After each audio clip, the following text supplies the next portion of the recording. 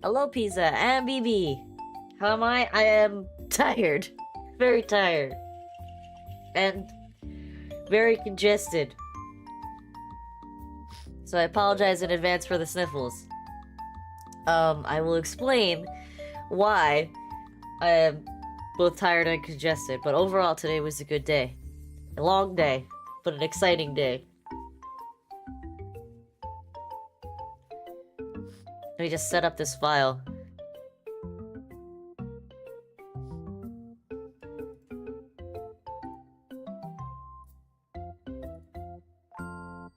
Who's talking? What do you mean, who's talking?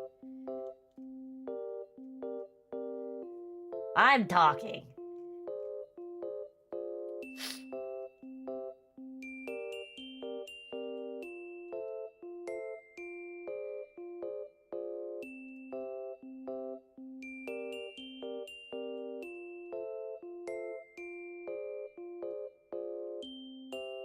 I actually don't have something for a property line here, which is weird.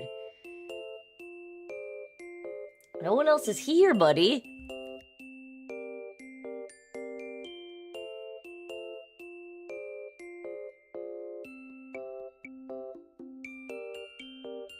Oh, that's weird. Okay.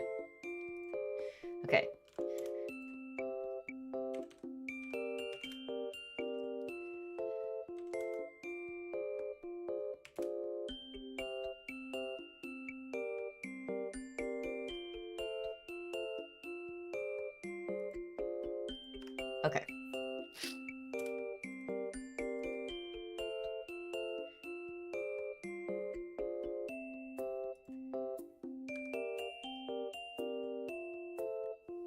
That's definitely not my stream.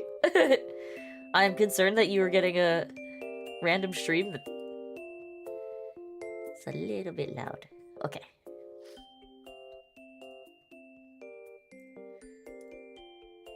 Alright. So, today... Hey, Sonic.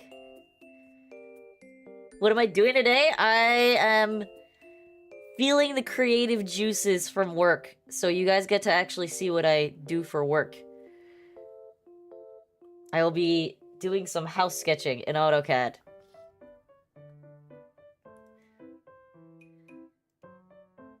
So, you guys all became, like, followers of me and my streams after I did this particular stream. But I had a stream maybe about 6 months ago where I designed a house for Gargura. So this is just the file that I did that in. If you guys want me to walk you through that house design, I can walk you through that. But today was I told you guys, like, that we had a client that wanted us to design their whole house for them. That, I think I've been talking about this for like 3 weeks now or so. So we finally had that client meeting today. And the client was awesome. And they're basically like, yeah, so we just bought the land for $250,000 and we're ready to dump about $1 million into a new house as like a baseline. If we really want some stuff, we're willing to go higher than that. So as a designer, that's like a pretty awesome thing for a client to say to you. And we basically had like a 5-hour long meeting with them. 5 hours! And yeah, I can get fancy, exactly. We had a huge meeting with them, and they went through all the things that they liked and they disliked, what they wanted the house to look like. Basically, if you know anything about, like, aesthetics of houses, they want, like, modern Scandinavian. So it's a lot of, like, neutral colors like whites and beiges and black and wood. Like, that's the theme. And they want it to be clean and sleek. And, yeah. So, this is the first client that is coming to us for a new house build. Like, officially. We have another one on the docket that's like, hey, we want a new house build, but they're still undecided about whether they're gonna go with us or not. Yeah, modern Scandinavian is gorgeous. And, like, their style for furniture is, like, mid-century modern, which I love. So it's gonna be really fun. Sonic, this was a particular first client meeting. So not all our client meetings don't always take 5 hours. In fact, most client meetings are about an hour. Like, that's like the normal. Usually when we're going into like super deep design, or it's like the first meeting of a project where we're just trying to like understand who the client is and to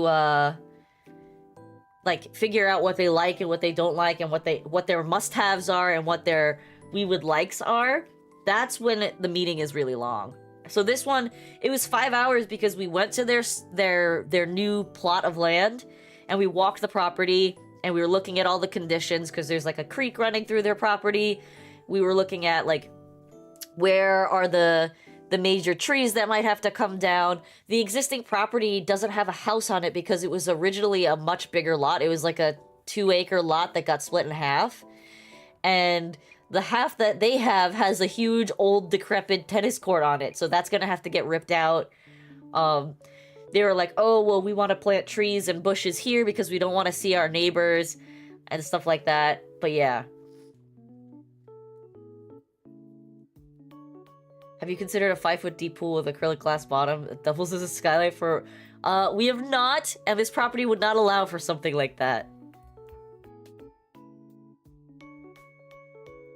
Unfortunately, where we live, the ground is not really... You can't really dig down very good. So we're gonna be building up, most likely.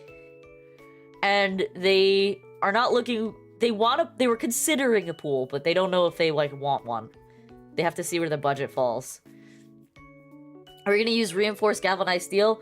It depends on what the final materials for the house are. So right now, she really likes the combination of, like, a wood A-frame structure that's, like, combined with a concrete structure of some kind. So we have to see where they land as their final solution, because he kind of prefers more like traditional A-frame wood building.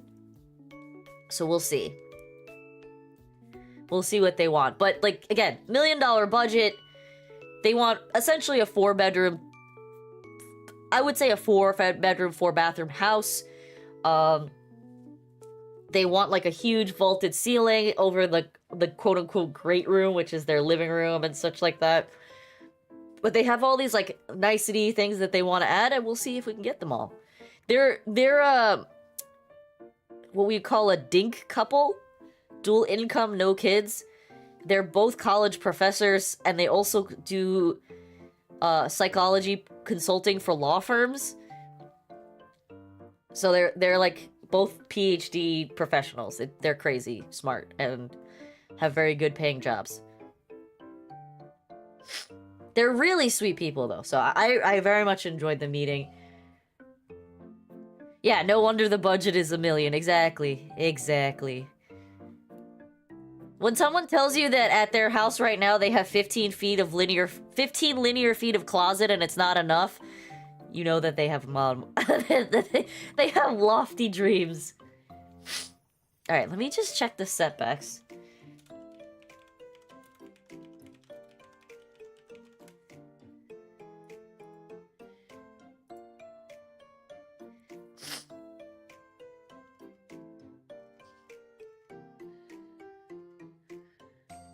Oh my god, what is this document?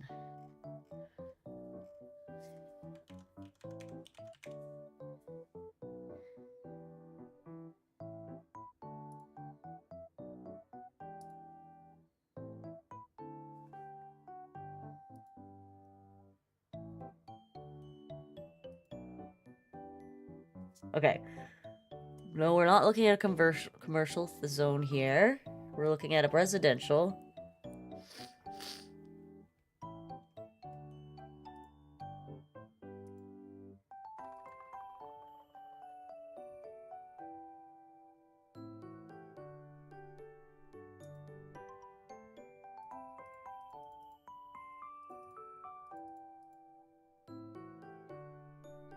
Okay, I can't find it. This document is antiquated.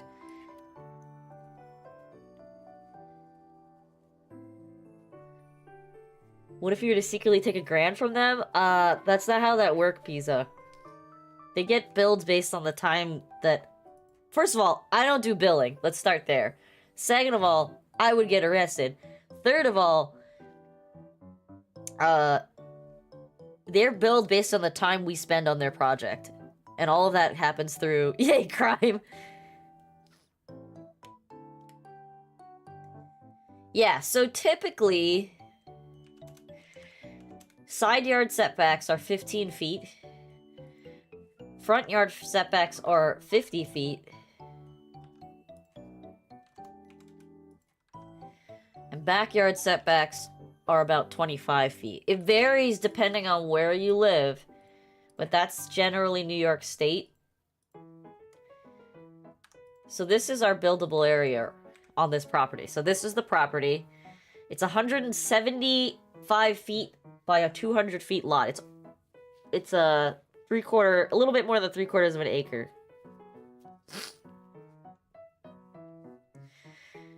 We're gonna do GTA 6 IRL? No, we're definitely not. No. So generally speaking, and it depends what city you live in, what state you live in, but for architectural services, design services, unless you're buying for like a custom house, unless you're buying a set of plans that are already made online, and even then, that's not always like foolproof, you're looking to spend anywhere from 5 to 10% of the total construction cost it would take to build the house. So if the house costs $100,000 to build, you're looking to spend between $5,000 and $10,000 to acquire a fully buildable set of plans. That's generally the rule of thumb. Yep, that's generally the rule of thumb. You have to pay for someone's services to map out a plan for you, survey the land, get the land surveyed, figure out where that can go, where the house can go on your property. No, it fucking is. What do you mean? Do tell, BB. Do tell. Explain to me what you know about the industry that I've worked in for over 10 years.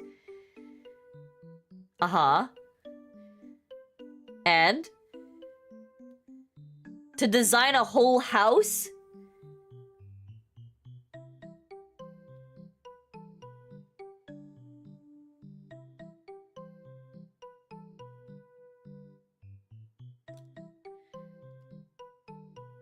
What does their services include?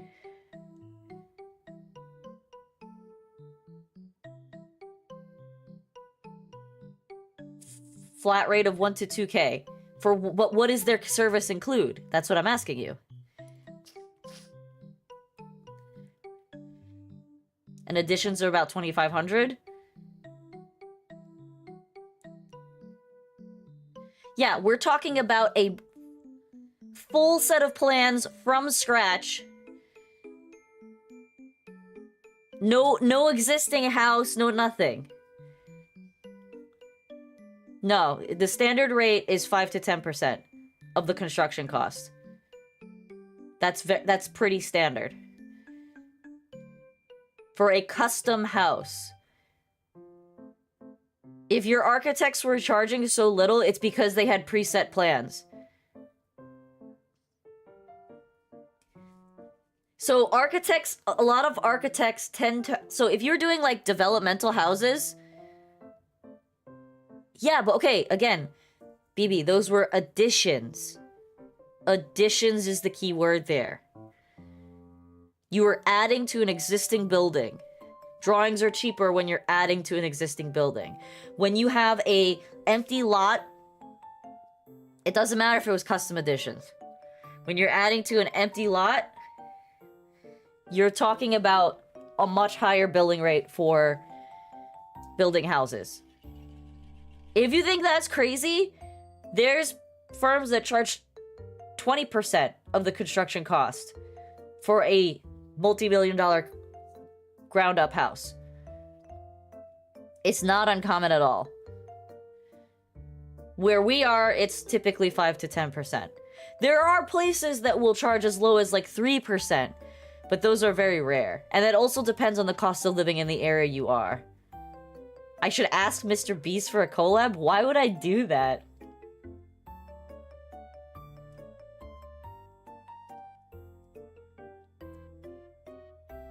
Bye, Sonic.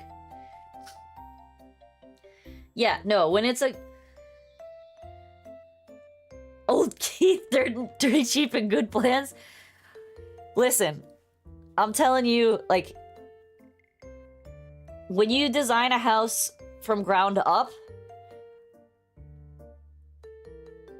it's a lot more complicated than just doing an addition.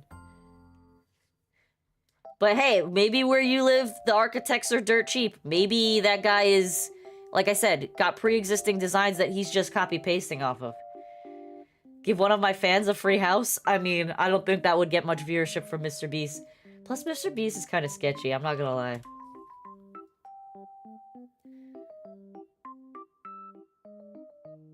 See, here's where it gets complicated. They want to do something diagonal on the lot. Which is, like, really weird for me. So, when I do these kind of designs, I tend to, like...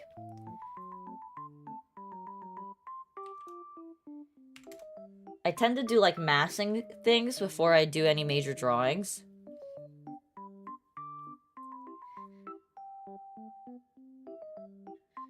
I did not watch the Beast games. Everyone who has that kind of money is sketchy? What do you mean? Oh, you're saying that he gives out... I mean, the guy makes so much off of AdSense. He gets millions of views per video. He has so many sponsors. It's really not surprising. But the guy... I mean, I don't know if you've seen any of the... like, the expose videos that have come out about him. He's done some pretty questionable stuff that I'm just, like, not too keen on. And then the stuff about his ex... the people who used to work for him... kind of questionable.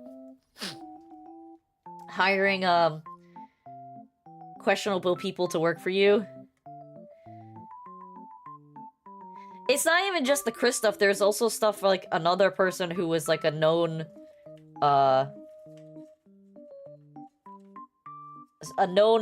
S-offender, you know? Hello, Alfonso, welcome! Holy crap, this lot is huge. This is, by the way, this is a 40-foot by 25-foot room right now. On this lot, that's what it looks like. That's wild.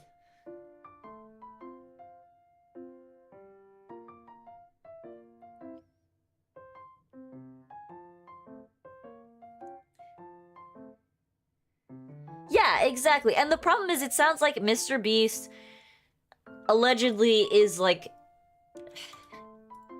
a kind of abusive boss.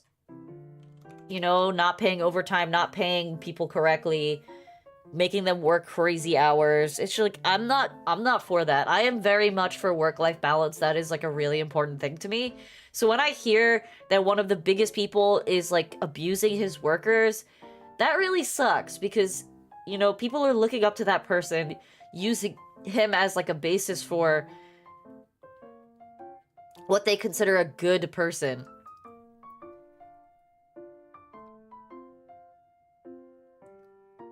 Yes, Alfonso, this is AutoCAD. This is my Gura house. I can show you the Gura house if you guys are interested in seeing it. But what we're doing today is... I had a huge client meeting today that was 5 hours long for $1 million house build. And they have no idea what they want this house to look like or how they want it laid out. But they gave us so much information and I'm so excited to build this house for them that I couldn't get it out of my head and I want to start designing now. We had like a 45-minute break in between, but it was basically a 5-hour meeting. Because we went to their site, and then we came back to the office, and we talked for, like, basically 3 hours.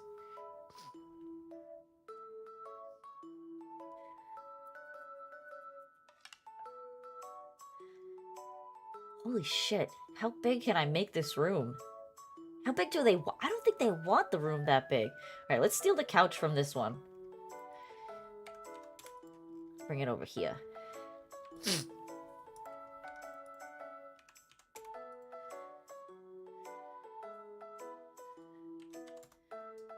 Okay, so this is a massive couch. Just to put in perspective of how it looks in that room.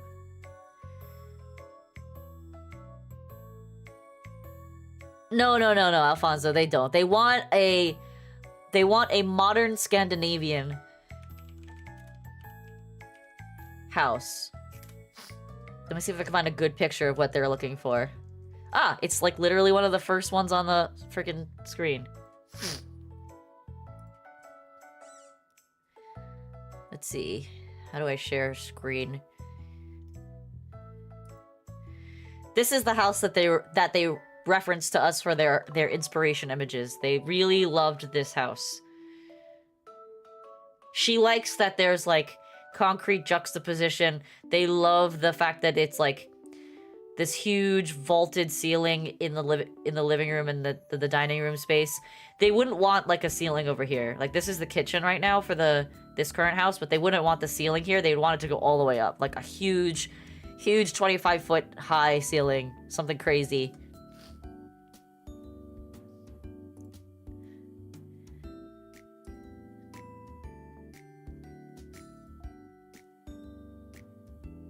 A rock feature? I don't know if we'll go with rock features, but they really like the mix of wood and concrete. Textured concrete. How much longer and viewers do I need until I can do ads? Let's see. So the biggest thing right now isn't so much that I don't have like viewers, it's that they're not consolidated on Twitch. So if I go to my creator dashboard, my average view count over streams for the past month is 2.2. I need to get 3 concurrent viewers on average for a month before I can apply for affiliate.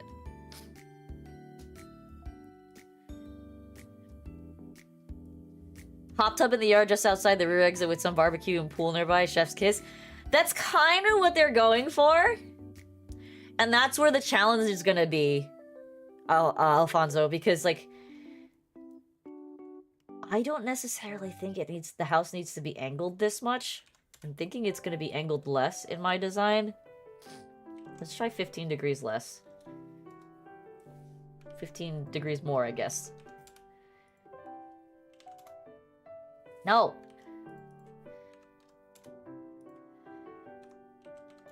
Yeah, something more like that.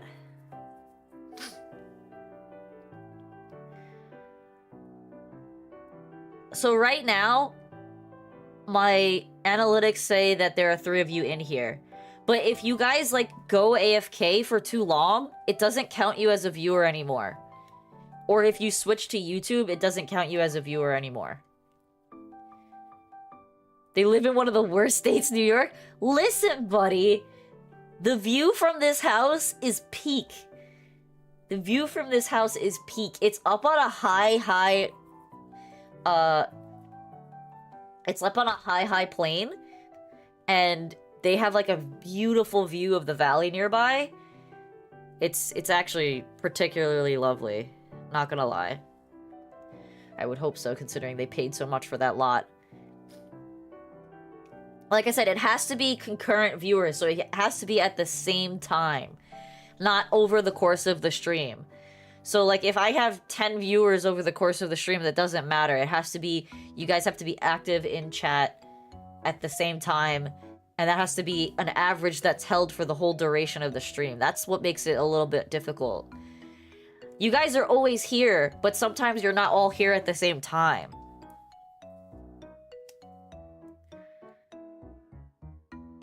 Oh my god, Alfonso, what the fuck?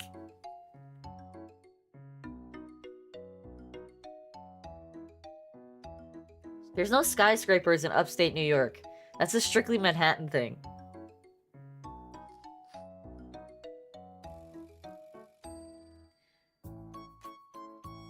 Let me tell you, I've lived in New York my whole life, the state.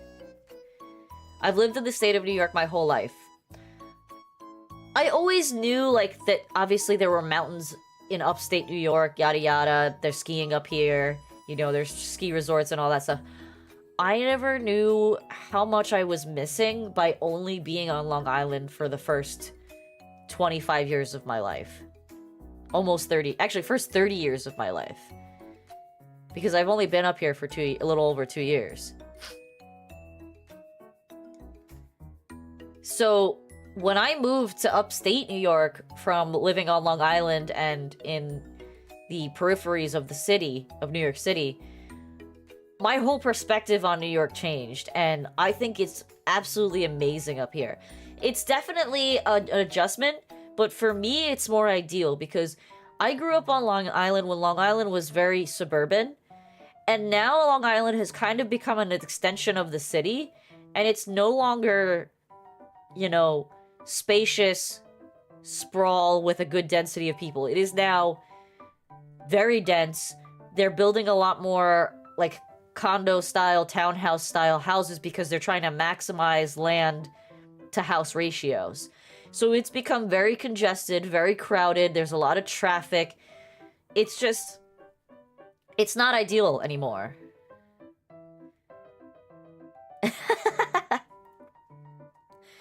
What are you coming in here with the skibbities? Get out of here. No skibbities.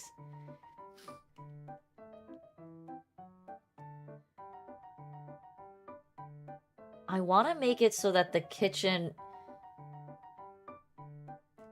is accessible to this space, but also... I'm gonna design it as if it's...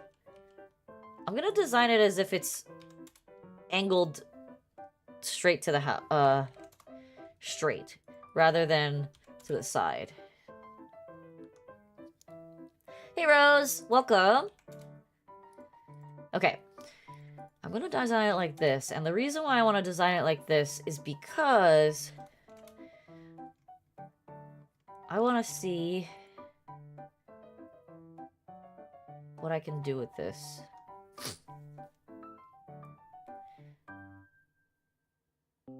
The only reason I would want to visit New York is because of prices. Wouldn't want to visit New York because of the prices, but that's only if I go to the city. Yeah, I mean, New York State as a whole is fairly expensive. Where I live right now, the city center is like very small. And then once you hit like outside of the 10-mile radius of the city itself, it becomes very rural very fast.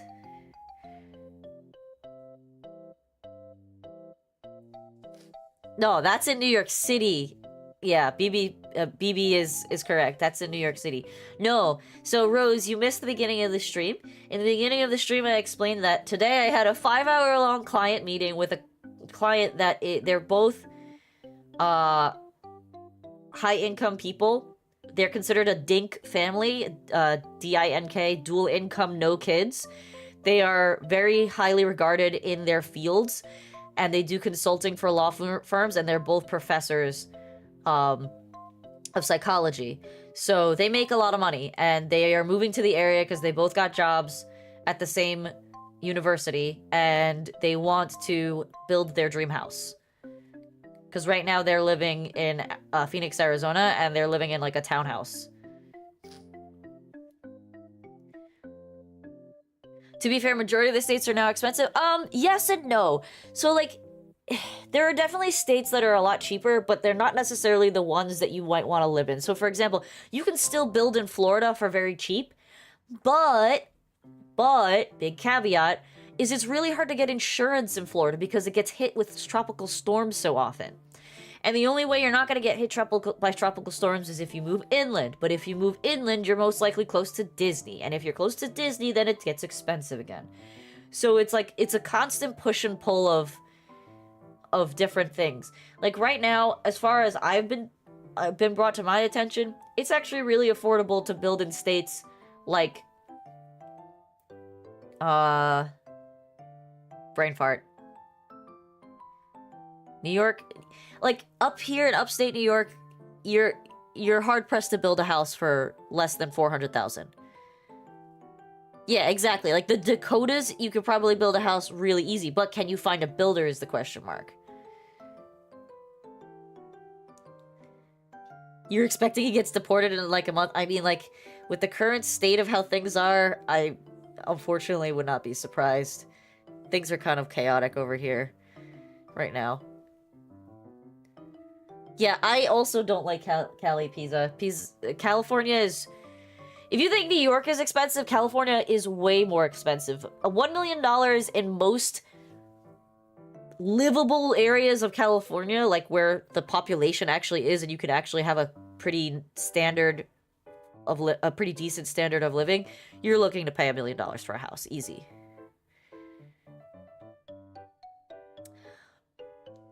Texas is cheap compared to other states, but do you really want to live in Texas? Yeah, so again, the big city centers like Austin, Dallas, and Houston right now are really up and coming with real estate. You can get a house on the cheap, but if you want to be near easy transportation, you know, a short commute into the city, you're going to pay a lot. My cousin is going to deport Alfonso's cousin. You know, the irony of that pizza is we actually do have a cousin that works for ICE.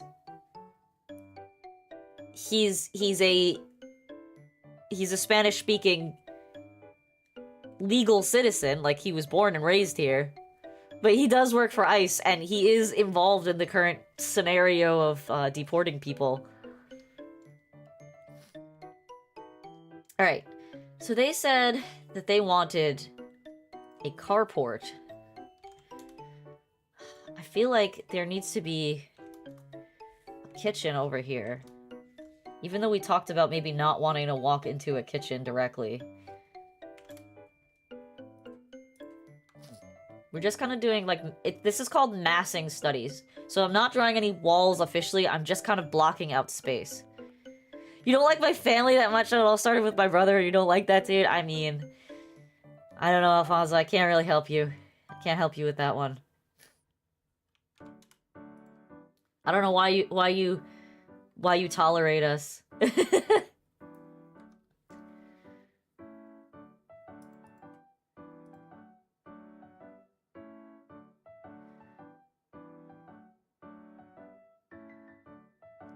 Listen. If I'm correct, let me check Discord. If I'm correct,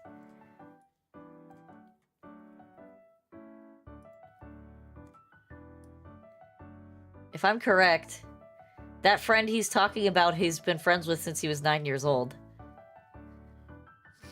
And yeah, they've been together for quite a long. They've been buddies for quite a long time. And it's kind of funny because, like, my brother is very good at math, so when he was like 9-10 years old, he got accepted into this advanced math program that was separate from school. And he didn't want to go, which was the funnier thing. He didn't want to go. And my mom's like, you're gonna go because you got accepted into this program, and being the Asian mother that she is, she's like, you're going to be good at math. So she sent him to this program, and he meets this kid, and him and the boy have been friends ever since. Like, they immediately became friends in that class, and then he's like, yeah, I like going to that class now.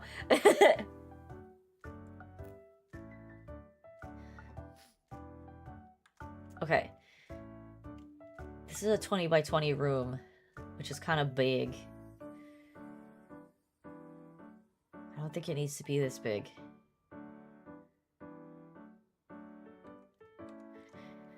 They had mentioned wanting a carport.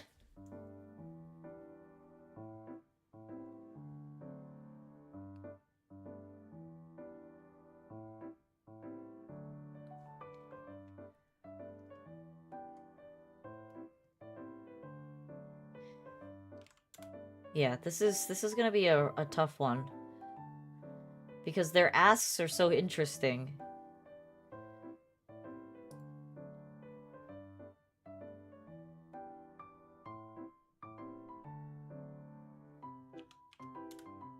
Their current bedroom is approximately 10 by 20, a little bit more. I think 10 by 22.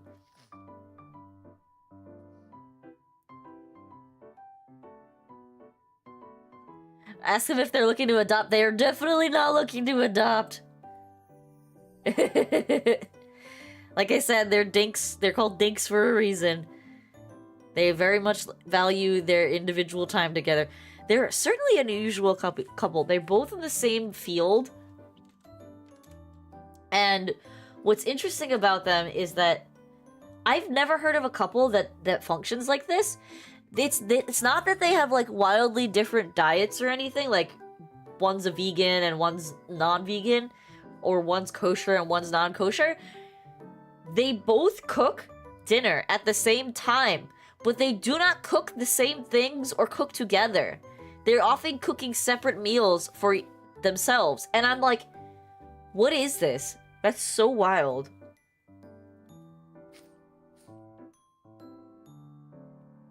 You want the couple Vess working for if they could adopt? For a decent figure of rock in there.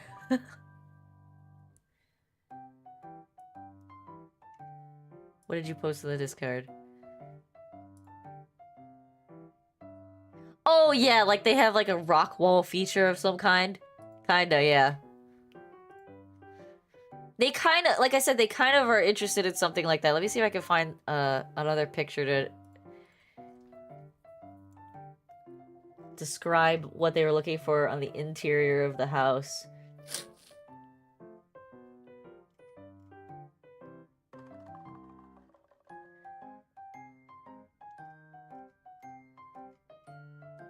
They sent us so many pictures. It was like... It's good. Pictures are good. Pictures are really good. Pictures are very important. Because that gives us a clear idea of what they like and don't like about each picture.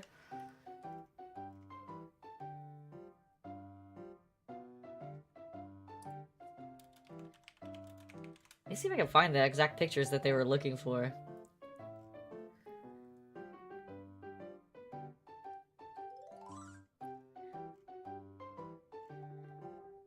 Yeah, they're not looking for like a stone pillar, but they really like...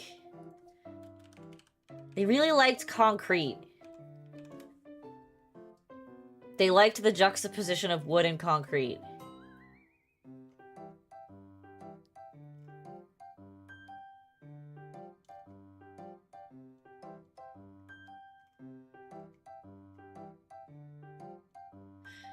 And it's kind of crazy because, like, you wouldn't think that a house this size would be that expensive, but they want, like, floor-to-ceiling windows, and that shit ain't cheap.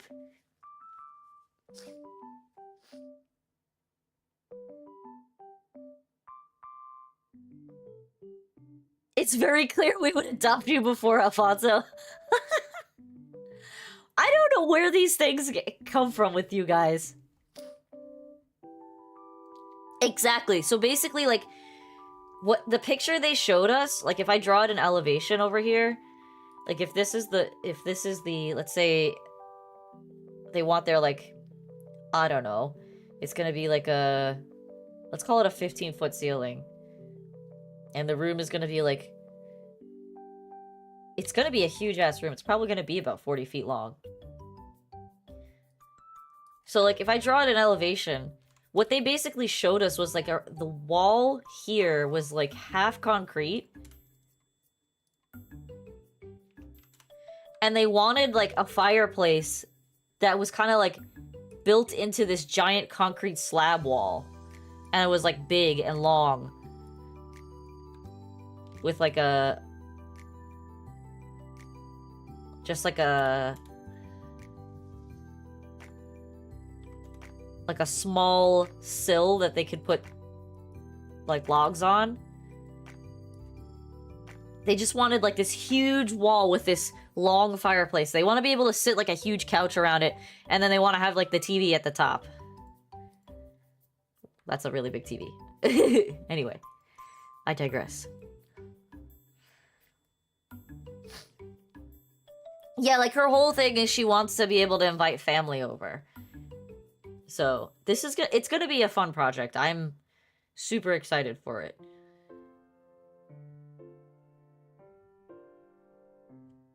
But I'm having a little bit of brain fart on how I want to lay this out. I'm gonna look at pictures.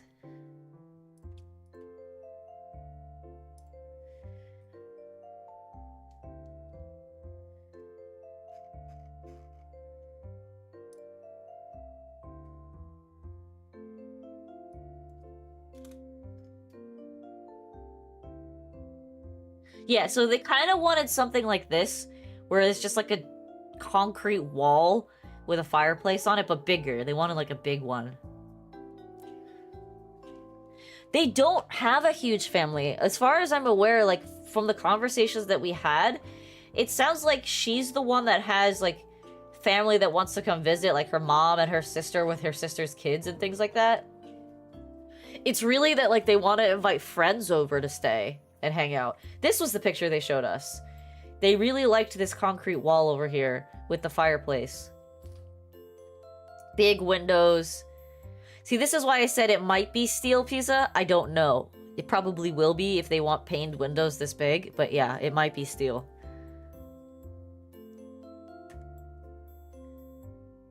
But yeah, they loved this dining room with like the concrete wall and stuff like that. They really liked the aesthetic of that. Yippee steel, you like steel a lot?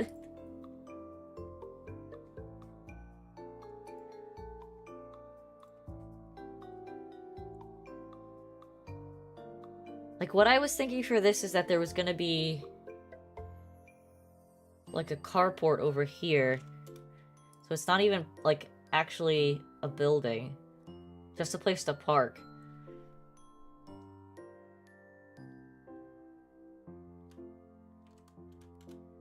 We didn't even ask them if they want EVs.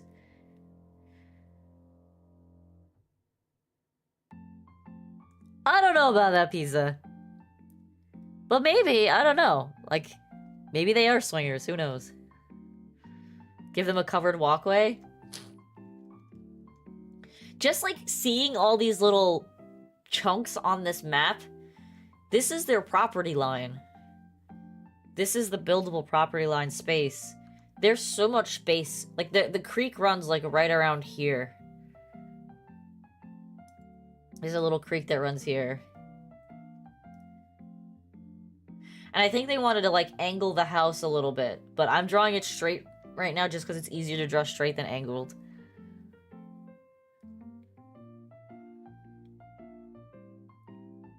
The idea is that, like, what I was thinking is that they were gonna have, like a upstairs balcony over the carport kind of thing.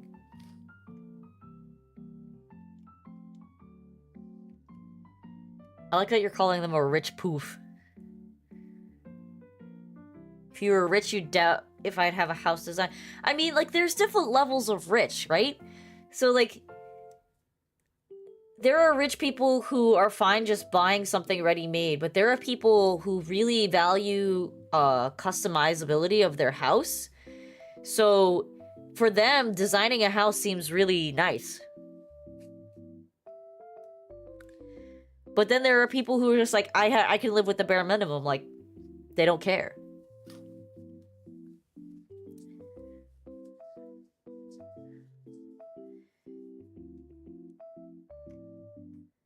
No, they're not like that kind of psychologists. Like I said, they're more like a, like I said, they're usually advising on criminal cases. So they're not really doing, you know, sit down therapy sessions and things like that.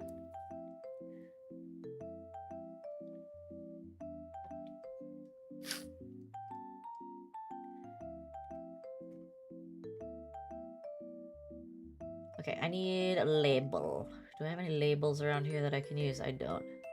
Oh yeah, so this was one I did like a challenge to myself about 6 months ago, where I designed a house for Gargura. I spun a bunch of wheels to pick parameters for the house, and I did a design for the house.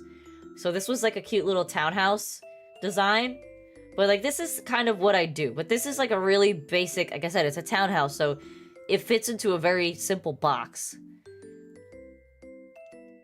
And then there's a bunch of bedrooms upstairs. With some, like, cute little balconies and stuff.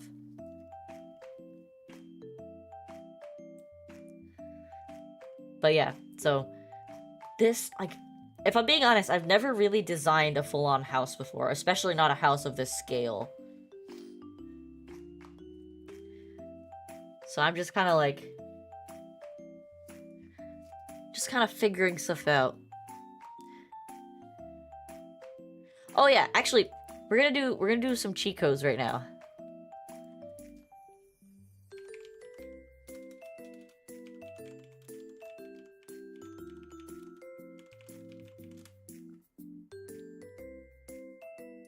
I can actually look up houseplants online and get inspiration and then tweak them to how I want. Like these are like very monolithic, and I don't think they want something that's monolithic.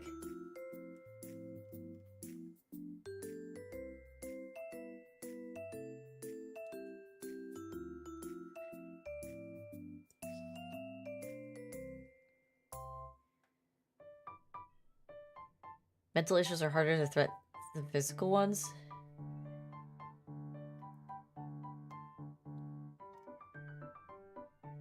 You mean harder to detect? I don't like... These are all so straightforward and generic.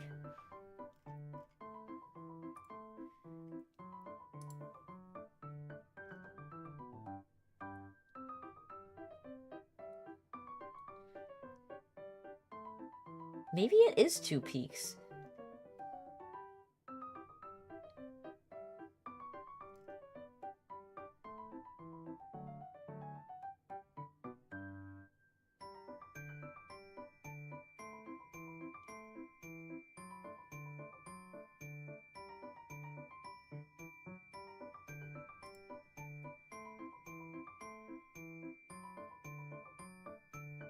Yeah, I kind of agree with Alfonso in that sense. It is hard to fix someone who has got really bad trauma. There's some trauma you can't heal from. So like the way I think of like mental health and even physical health to an extent is similar, but more so in mental health. Like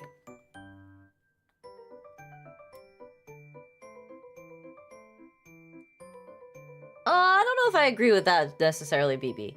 What I'm thinking is like if you experience something really traumatic in your life, think of it like a piece of porcelain, like a porcelain teacup. If you drop that porcelain teacup and it breaks or it cracks, you can glue it back together, but it's never going to be perfect. It's never going to have the same smooth, perfect texture that it has. That's kind of how I look at trauma and mental health. Like, you can definitely make it better. You can definitely band-aid over it. You can even heal, quote-unquote, the trauma, but it's never gone.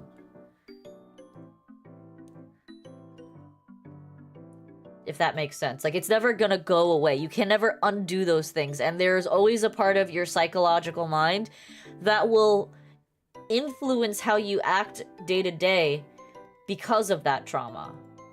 You know, being abused as a child, being SA'd, going to war, seeing someone die in a tragic and horrific way. Like, all of those things, you can't really, like, they don't go away. You learn to deal with them, you learn to rationalize them and come to terms with them, but they don't go away. Like, the best way I can do it is,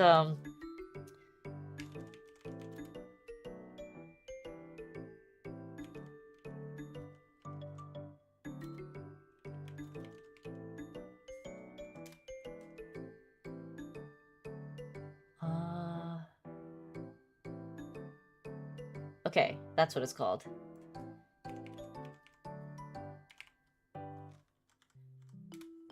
Okay, so the best way I could describe it to you is kind of like this. If you've ever seen pottery like this is called kintsugi. Kintsugi is the Japanese art of repairing pottery with gold. Now that sounds really bougie and all that shit, but the meaning behind the art form is really interesting because it's basically like you can be broken and put together stronger, but those imperfections will always be there. You can make them stronger, you can make them prettier, they make you a better person, but they will always be there. They will always be a mark on your life. This art form is a way to show that it's okay to have imperfections, and they can be beautiful. So, like, that's kind of how I think about mental health. You'll never be able to fully repair any kind of trauma that you've gone through, any kind of abuse that you've gone through, any kind of PTSD that you've gone through. But that doesn't mean you have to stay broken forever.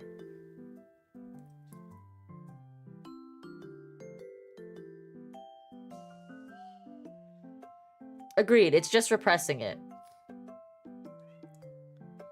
But this is what I mean, like, I think mental health is such an interesting subject because there's so much that you can improve on, but you can't get rid of. The cat is screaming her brains out right now.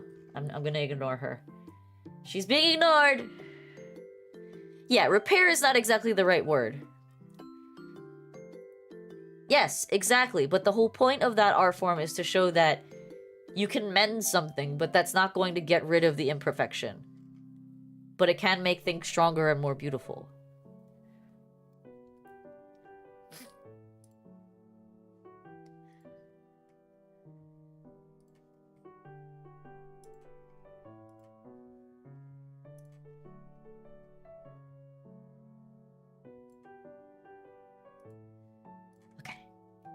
Alright.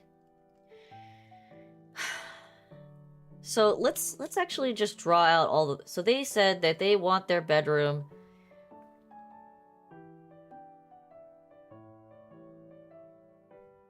They said a little bit bigger than what they currently have is good. So let's go with... something like that. It's pretty big.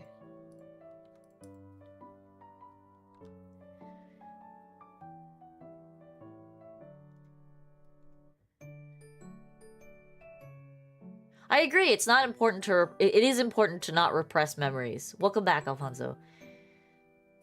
But the problem is that some people don't necessarily embrace their quote-unquote new realities in a healthy way. Like, there are definitely a lot of people that turn to things as a trauma response to a bad experience, you know? And I don't think that a lot of people have the coping skills to deal with what they're dealing with most of the time. Okay.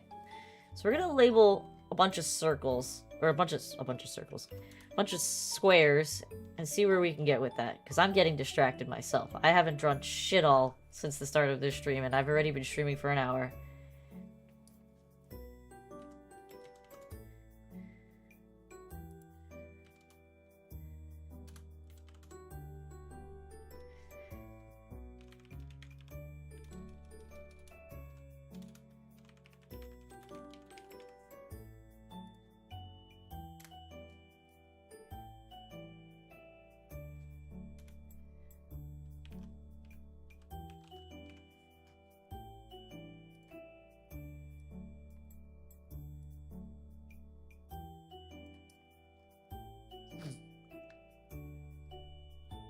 Oh god. Bank called me and said there have been suspicious charges on my card, and I just had to explain the amount of cash I spent on APA. Bro, no!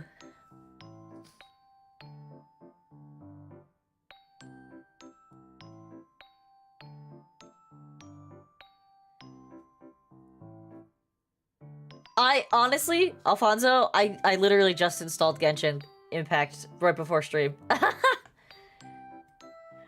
I, realized I haven't played it in quite literally 3 years, and I'm like, alright, it's time to go. Bye. Goodbye.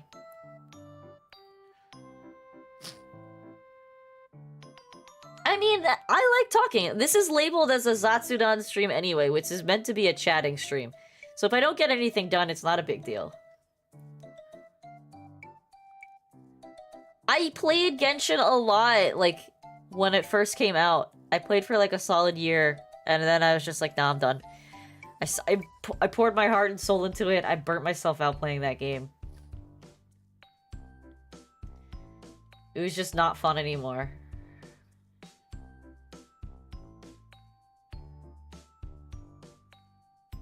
I think the primary bedroom has to be on the second floor.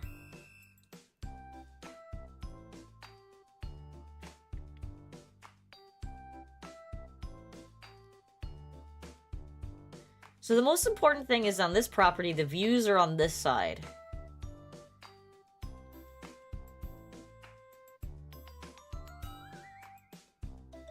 And they wanted, like, a guest suite that would be easily accessible by a family member.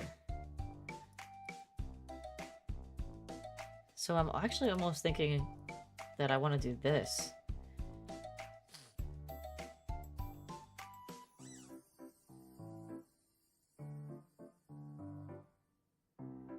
Bro! That's like a new graphics card!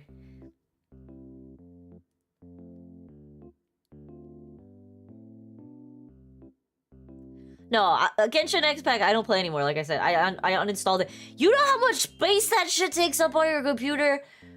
So the main reason I started uninstalling things was because I tried to make a thumbnail before stream, and I ended up not doing it because I got frustrated.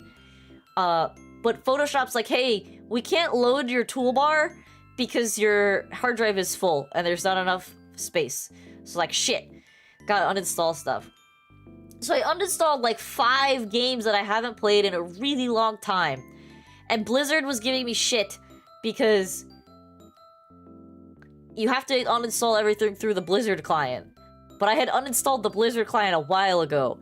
So it's like, frick, I can't uninstall these games. So I uninstalled Overwatch, I uninstalled StarCraft 2, and I uninstalled Genshin Impact.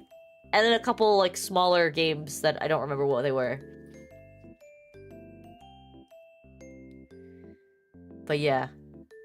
You want to do it so you can lie better? That's psychotic, Pizza. Don't do that. I don't approve.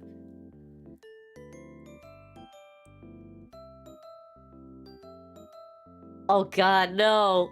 Why would you install that?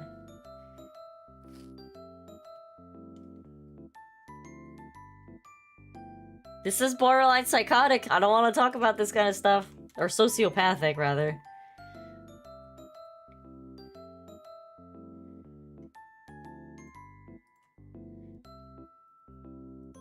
But yeah, so those 3 games alone were taking up like 150 gigs of space. Genshin, Overwatch, and StarCraft 2. Mostly Overwatch and Genshin. I was kind of flabbergasted how much space they take up. I don't even want to know how much space League of Legends takes up in my computer. Or Apex. I know Apex is easily like a 60 gigabyte game.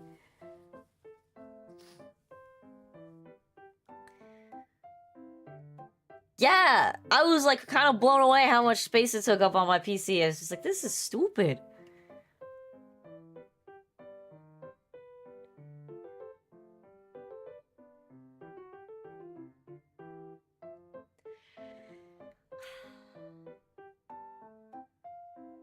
You know what's funny is I thought I was gonna make my life easier by doing a massing exercise, but I'm finding it harder to do that than to actually draw the whole thing. So we're gonna do that.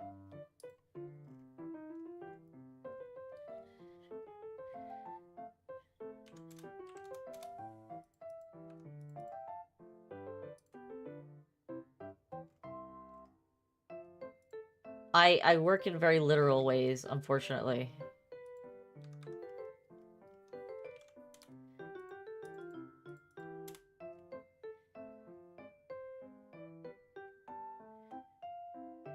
Yeah, like, games today are freaking huge. I have most of my game... Like, I have a second, solid... not a solid state, M.2. And, like, it's already half full. Which is wild. Like, on my basic C drive, which is the solid state drive that I built my PC with, it says it has 700 gigabytes of space, and there's only 200 gigs left.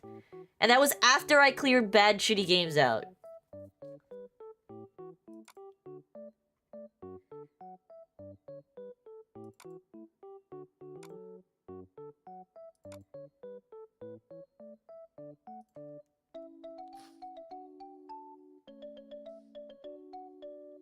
Yeah, I also was contemplating installing Baldur's Gate, because, like, it's a Steam game, I can always reinstall it later. I haven't played it in a while. and my brother doesn't want to play it with me.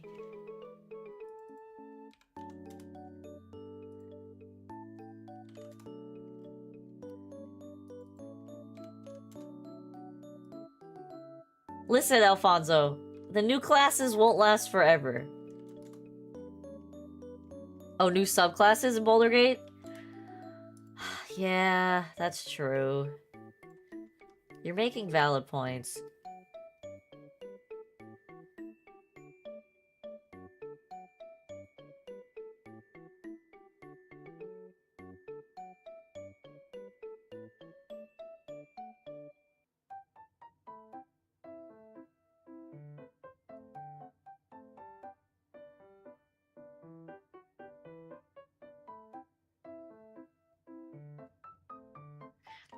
So, like, the most important thing for me for this house right now is that I want there to be...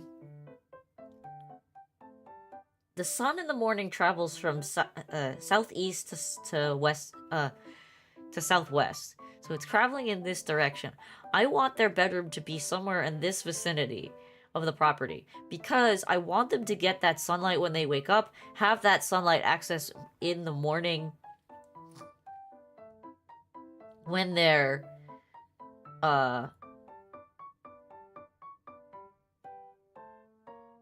like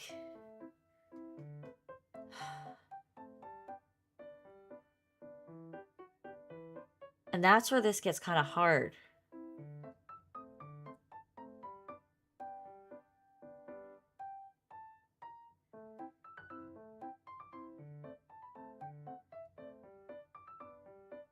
I think I actually need to pull this off. Like 20 feet. See what that looks like.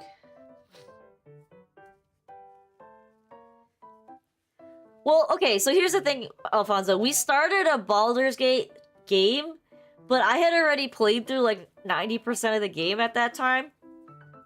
And it's a little spoily when you do that.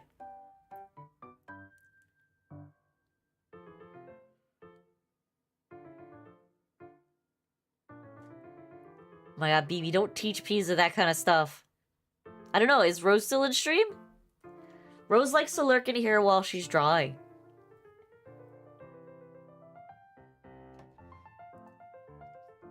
But she's lurking in the YouTube side, so I don't know if she's still hanging around. Okay, so the primary bedroom is going to be on the second story. But it's going to be in this vicinity. Something that they emphasized on was wanting to keep guest spaces away from their own primary spaces.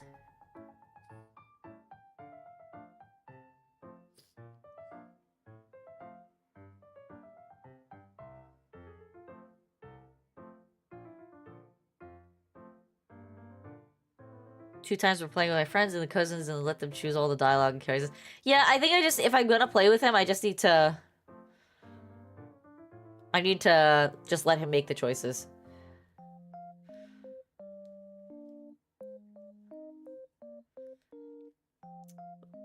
Alright, BB, that's where my opinion from you differs. But probably because I don't have any female friends that are super close. If my female friend came to, like, here's where it's not that I would just like straight up tell her, yeah, because you are, because that's honestly what my response would be, is in a nicer way, but that would be my response. It's like, yeah, maybe we should go to the gym together would be my response. But I'm the type of person who likes to be friends with people who keep it real. I'm not gonna become friends with somebody, girl or guy, who's like, I'm the sexiest thing in the world, and they're like 300 pounds, diabetic because of their diet, not because of they're born with it, you know, doesn't shower, and that kind of stuff. I'm not the type of person who's gonna become friends with someone like that and not keep it real. Like, I like people who know what they are honest with themselves, and know what their faults are. Like, those are, like, really important values to me. So, like, my friends, they know they're nerds, they know they're not in shape, they know they're not, like... Not all of them, some of them. But the ones that are, they're keep it real types, and that's why we're friends.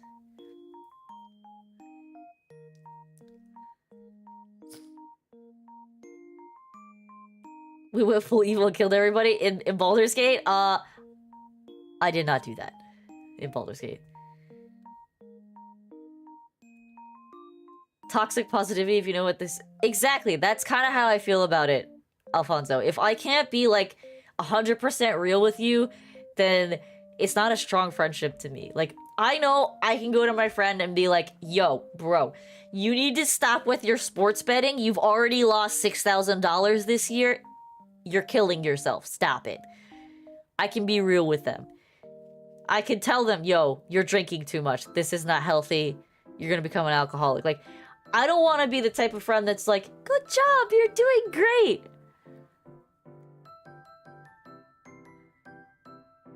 The average person tells 7 lies per day in a normal conversation. I might have told maybe 2 today. So I guess I don't count towards that. You call your friends slurs? Oh my god, Pizza, no! No, bad Pizza. We don't call friends slurs.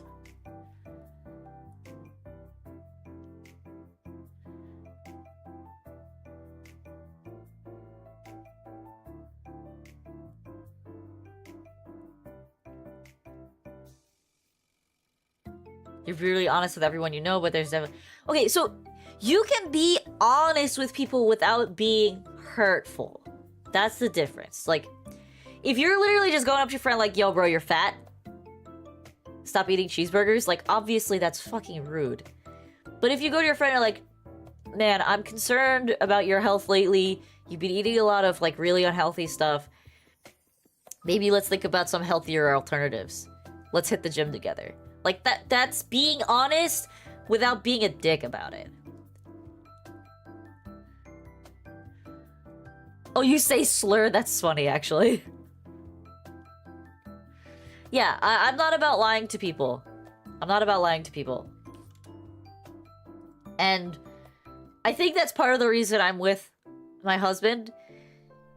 Because, you know, like, obviously he's gonna say, like, the classic, I'll love you in all shapes and forms. But let's be real. Let's be, like, 100% real here. 100% straight up. I gained a good amount of weight during the pandemic. For my height, I am still considered average. However, when I started the pandemic at 116 pounds and I ended the pandemic at 135 pounds, that's a lot of weight gain, you know, for a year and a half. I'm honest with myself about it. I did not feel 100% comfortable in my body. However,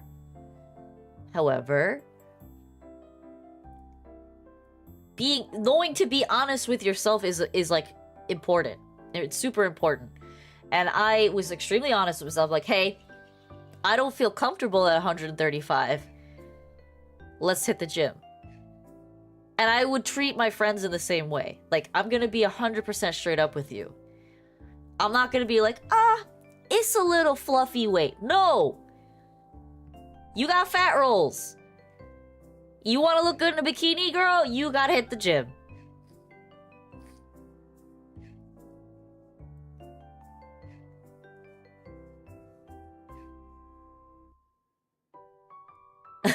Oh my god, baby, that's awful.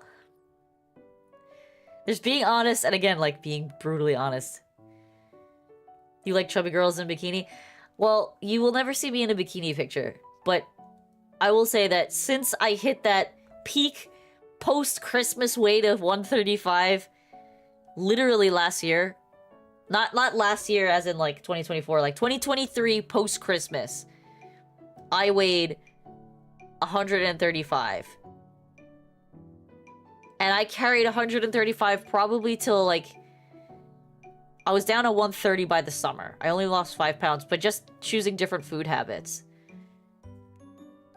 I am now sitting around 124, 126. Again, it's mostly because, like, I am a little more active. I go to the gym twice a week. Sometimes more than twice a week, but minimum twice a week I've been trying to do. My busy schedule for work does not always allow for such luxuries. But yeah. I'm much more comfortable at the weight I am right now than I was when I was 10 pounds heavier. I feel the difference. It feels awful. I did, like, 135 is super skinny. I mean, maybe if you're 5'7" it is, but I'm 5'4". I will still try to work out at least like some cardio when I'm pregnant, but we'll see. I'm not fat shaming, bro. You have to understand, I grew up in an Asian household where my mom weighed 110 pounds up until she got pregnant with me. Like, that's just like the Asian body type that my family has. We are skinny, we are lean. So for me to go from 116 to 135, that's a huge body shift for me. I went from having like, and I'm not saying like having a thigh gap is the healthiest thing, but I went from having a thigh gap to not having a thigh gap. Again, I'm not saying I was an unhealthy weight, but there was definitely a higher fat to body mass ratio that I wanted. No, my dad is not Asian. My dad is Spanish.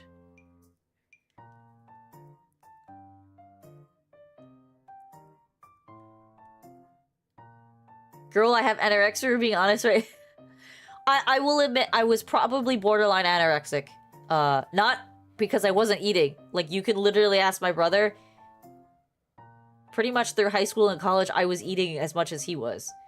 And I just didn't put on weight. My doctor used to yell at me when I would go see her, and she's like, you need to get yourself up to at least 110, and I'll stop bothering you. Drink a freaking milkshake every day if you have to. I'm like, ice cream's freaking expensive, lady.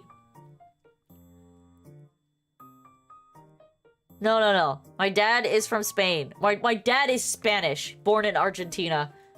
Our mom is Chinese, 100%, born in America.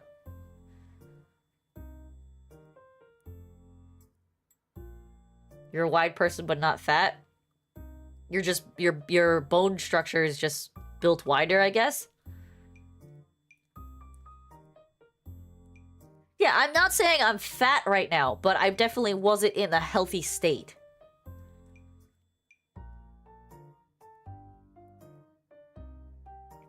Alfonso, we are ethnically Spaniard. From Galicia, Spain.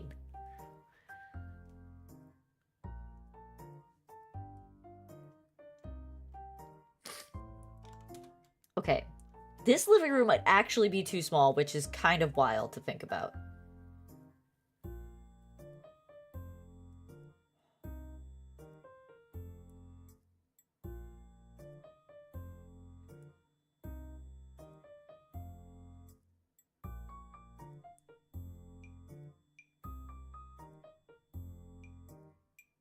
I want the primary bedroom to be on the first floor.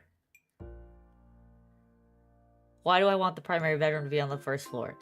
Because I'm the type of person that likes someone who can age into a house.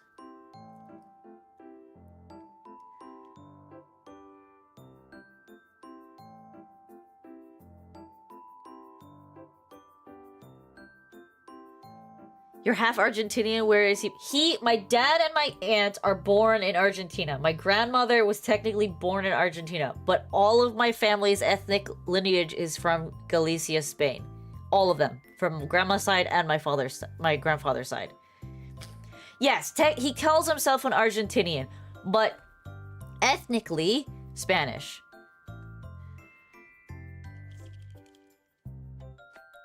Yes, I agree. We say we're Spanish because it's just easier. Because my grandfather identifies as Spanish, not as Argentinian. My grandmother identifies as Spanish, even though she was born in Argentina. Her sister was born in France, but they're ethnically Spanish. Most people from Spain are dicks. Oh my god. That was just straight up savage. Okay, so what I was thinking about in my head when I was designing this...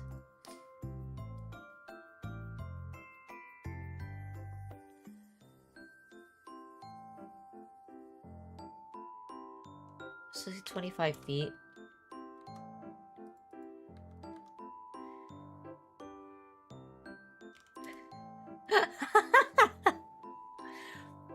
Oh my god.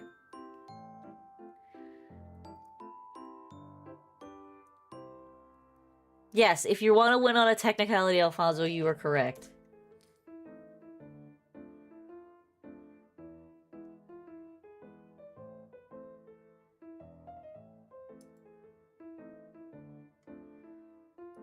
Okay. There's going to be a fireplace. And I imagine, I wager it's going to be pretty... substantial.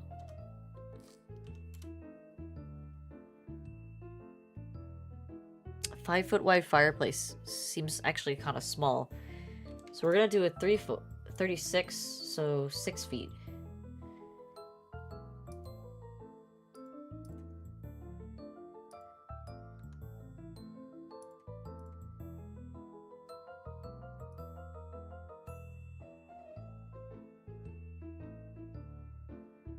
I wager it's gonna have to be about 24 inches deep.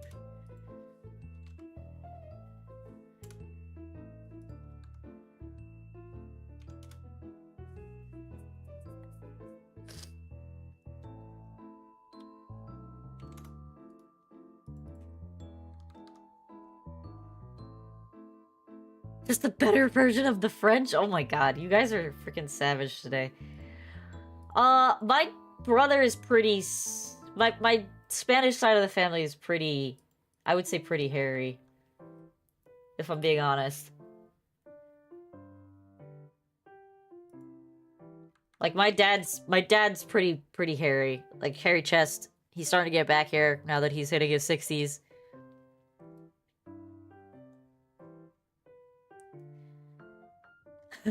Alfonso hates body hair.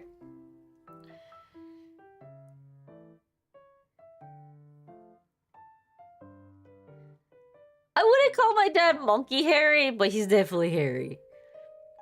See, it's interesting, like, my grandfather wasn't, like, super duper hairy.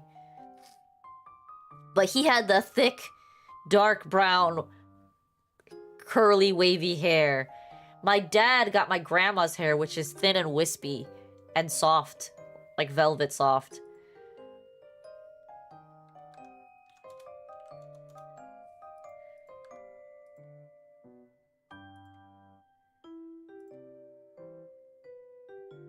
So I think that's kind of why my dad didn't get super duper hairy. It's because it's like, yes, he's hairier than the average person, but he's like not woolly mammoth hairy.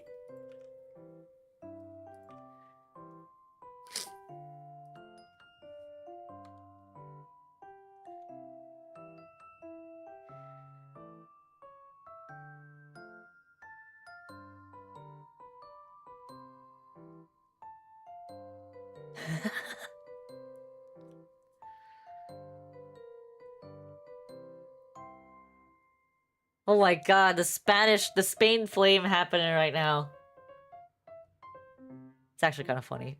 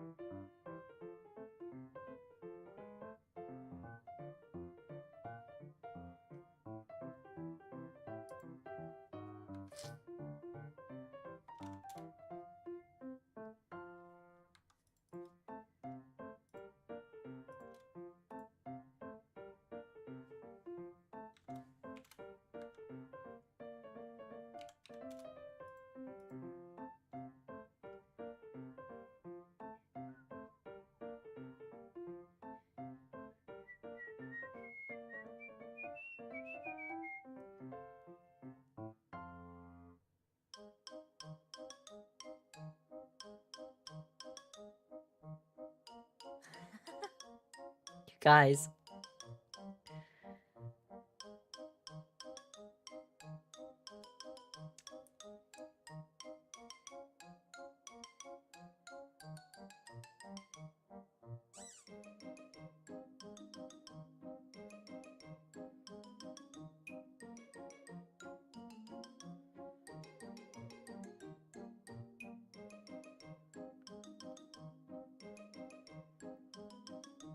I am having such brain fart right now, which is wild because I had like thousands of ideas running through my head before.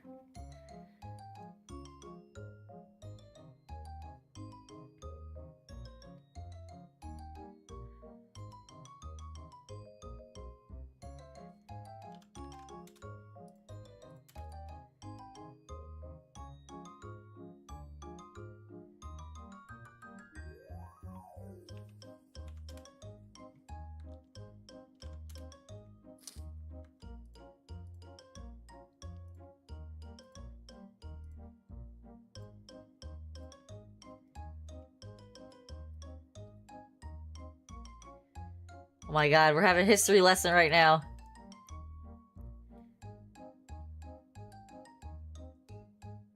My Nordic people were clean.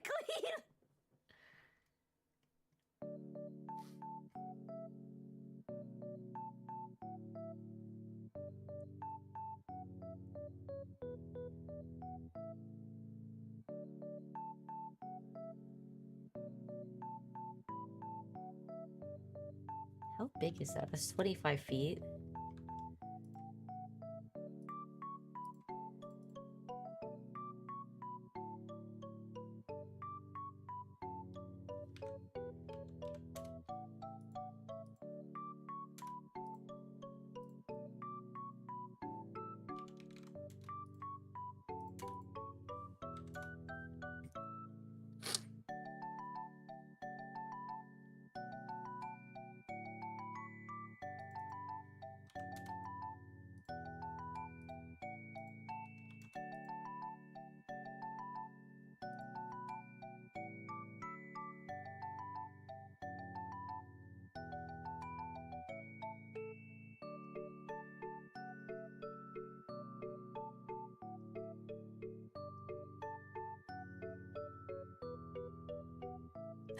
This conversation right now.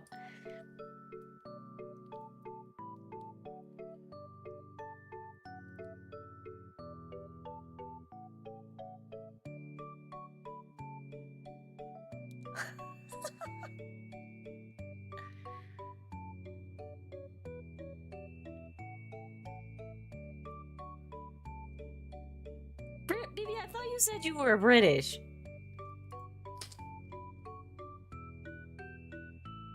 Oh my god. Where is this going?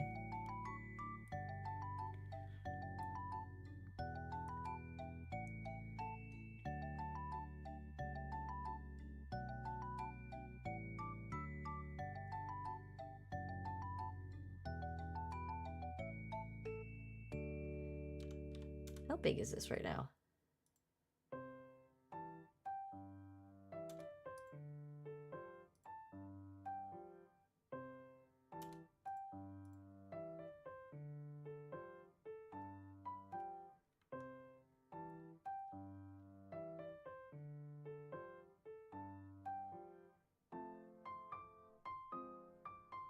Let me look at those plans that I was looking at before.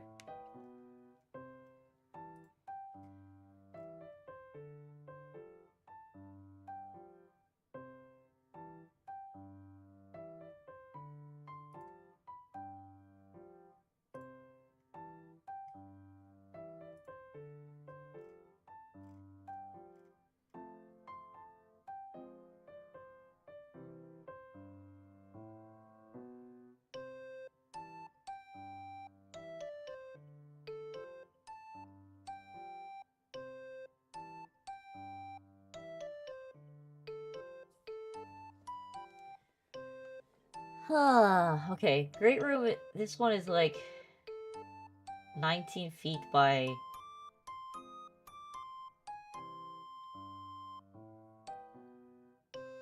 33. It's 19 by 40. Because it's really close to what I was drawing.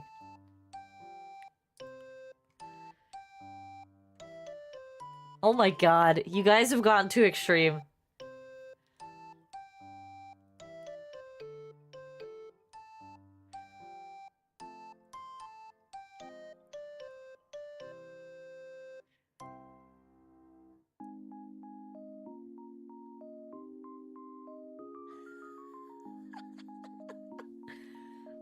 You guys have gone off the fucking deep end. What the heck is happening right now?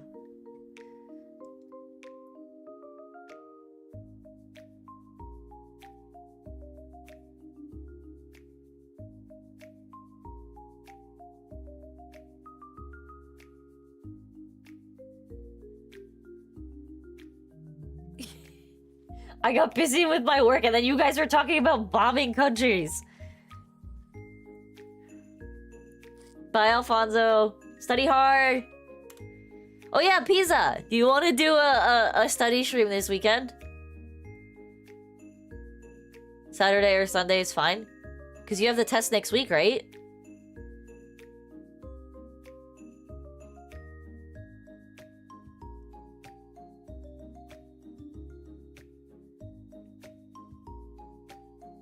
Share me the link to your practice website.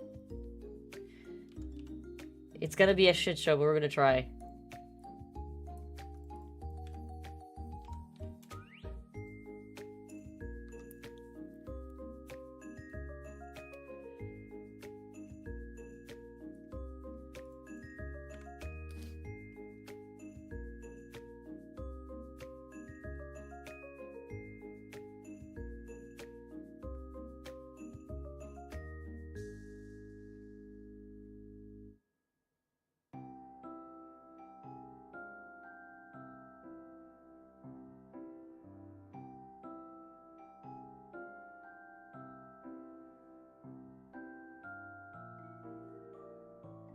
Looking at this, trying to figure it out.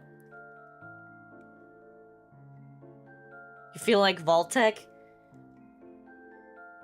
This is just so big.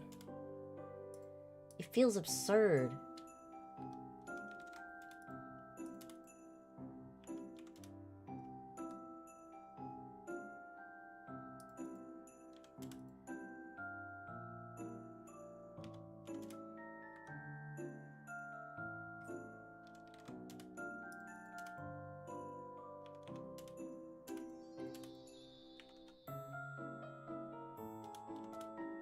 Oh, geez, I didn't want to do that.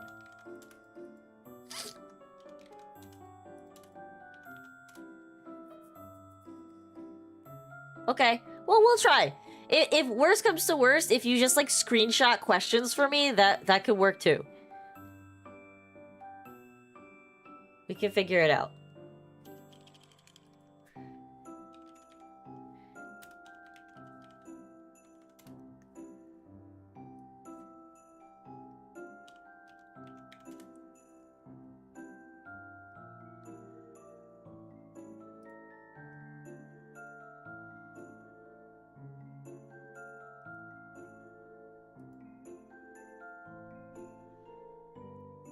There are also other, like, practice test sites. They're not probably, like, as good as the one that you're obviously working with, but we can make it work. We'll figure something out.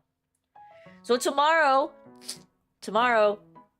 giving y'all a heads up, I will be out most of the afternoon because I have a problem, and I'm probably going to be at Joanne's Fabrics.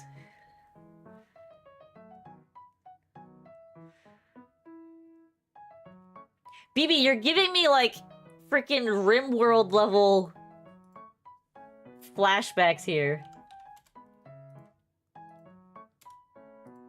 What happened? Something weird happened.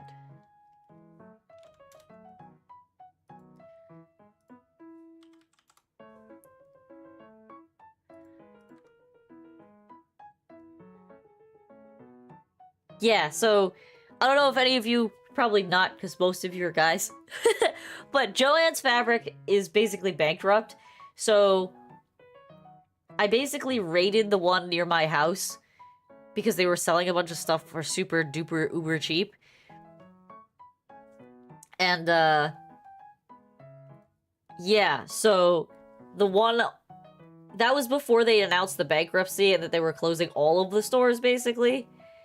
So I'm basically gonna go to the one that's a few towns away, but that's quite a drive, and see what they have in their store. And I'm probably gonna make like a whole afternoon of it and go shopping and do all this kind of crazy shit. We shall see. But yeah, I think that's my my goal.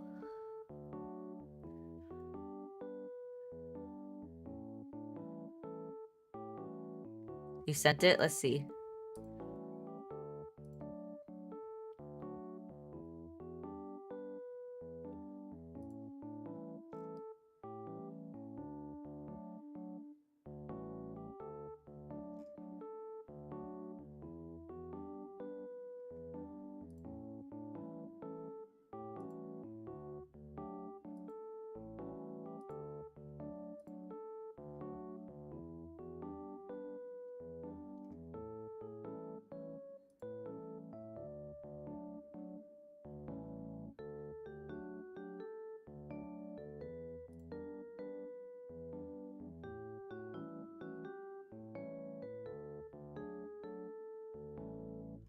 Oh, I can actually do it without making an account. That's good. Okay. Sweet. Sweet.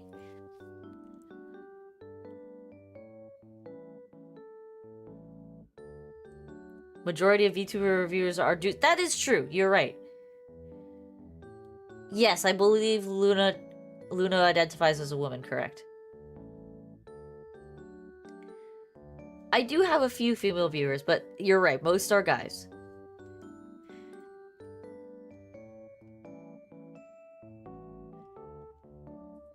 Alright, let's draw a king-size bed in here, which I believe is 80 by 74. King-size beds are freaking huge.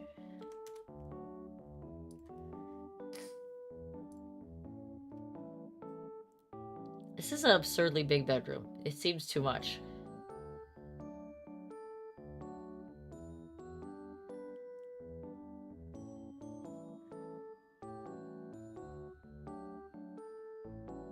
According to the... I mean, with a sample size of 4 guys... It's not the biggest sample size. My goal, like I said, is like... I keep saying that I've got content brewing in the background, which I do. I haven't had a lot of time to work on it with the situation at work. But I'm hoping that I will be able to pull in people from all over, not just men or not just women. I don't think I'll ever be at like a 50-50. But if I could get to like a 25-75 female to male ratio, I'd be happy with that.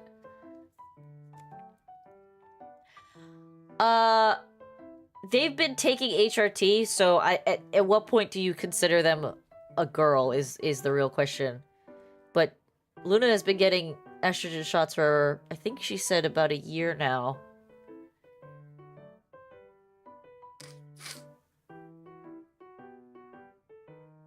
I mean, when they lose the dangly bits, we'll see. And this is a sensitive subject, but I tend to disagree a bit on that specific topic, being mainly because, well, if you're talking about technicalities, yes, I agree. The surgery is what makes you officially, quote-unquote, a woman. However, there's a lot of complications with the surgery, a lot of things where it can go very badly and very wrong. So I totally understand people who identify as trans not wanting to get the surgery because there's a lot of danger involved with getting the bottom surgery. Like top surgery, your biggest risks are that, you know, you might get an infection, you may lose your nipples because they couldn't graft them or the grafts didn't take. Like those are like minor complications. Those are more aesthetic complications. You're gonna have scarring if the surgeon doesn't do it cleanly. But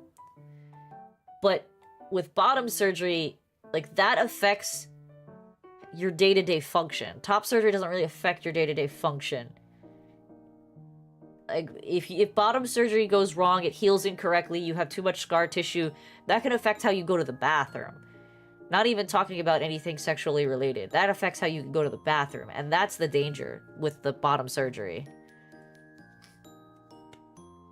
Like that's why I say it's like a sensitive topic. So like I totally understand the thought process that you are I'll consider you a full woman when you have the bottom surgery, but there's also a lot of thought to put into the process of that. There's a lot of nuance in that regard because it is dangerous. Yes, we have modern marvels of surgery where we can even consider doing something like that these days, but that doesn't necessarily mean it's the safest thing.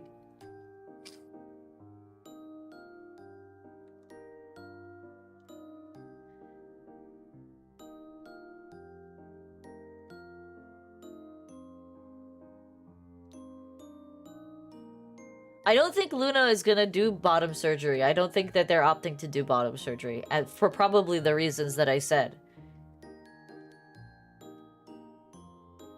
And then Morgan Mouse is a little bit different. Morgan is considered like they said yesterday, the female to non-binary transition, mask presenting or trans mask. So that's kind of like it's a little different because when you're female to male, the complications of bottom surgery is still severe, but not as severe as when you're male to female.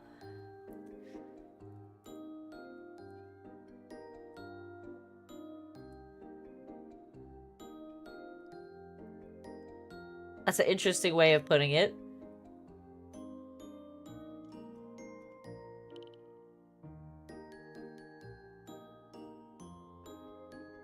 See, like, they really like this one particular house, like I said, and I don't know if how I like it.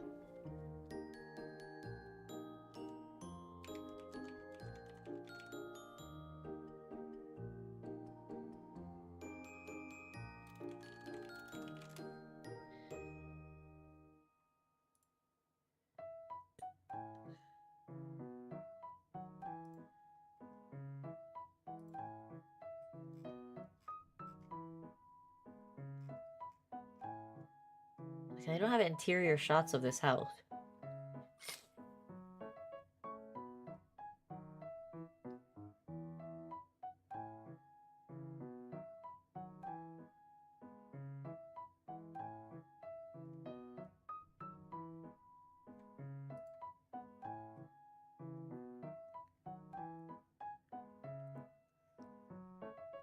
You're gonna say something but you forgot what it was?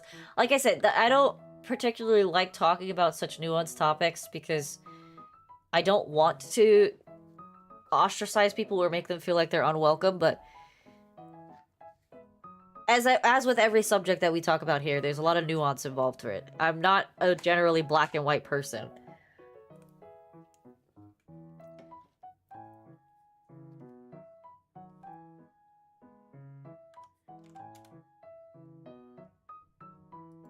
Nah, you yellow and brown. I'm not even brown, bro. Like, for all intents and purposes, I'll give you yellow, but I'm kind of like ghost yellow. You don't know enough to speak on them? I mean, that's a fair and smart way to approach a subject if you don't know enough to talk about it. So, because I'm kind of like... I don't want to use the term ally, but I guess that's the best term to describe me. Because I am adjacent to a lot of LGBT people through work and by proxy through work friends. Like, my boss is gay, my lead designer is gay, our HR guy is gay, and the realtor that we use is a lesbian. Like, I'm very connected to the LGBT community through work and by proxy being in New York City when I was working in New York City. So I have familiarity with that sphere. I myself identify as straight. I don't like the term cis. I think it's a derogatory term. I'm just a biological female, straight. That's just how I identify. If you wanted to go by, as they say, the labels. But, like, I try my best to understand these topics or to learn about them and look at them in detail. Because they are nuanced. They're not straightforward. It's not black and white. There are lines everywhere. Like, I don't think trans people should be allowed to participate in high-level sports. It's debatable for me whether they should be allowed to participate in high school level sports, because high school level sports usually leads into collegiate level sports, which usually leads into pro level sports. But I do believe they should be allowed to participate in like recreational leagues. But I don't think that trans women should be allowed to participate in female sports. We have female sports because females can't compete with men. And then you're always saying, well, there's always the outlier woman that can compete with men. Yeah, she's a 1 in a million, a 1 in a billion maybe, even, that can compete on the same level as a man.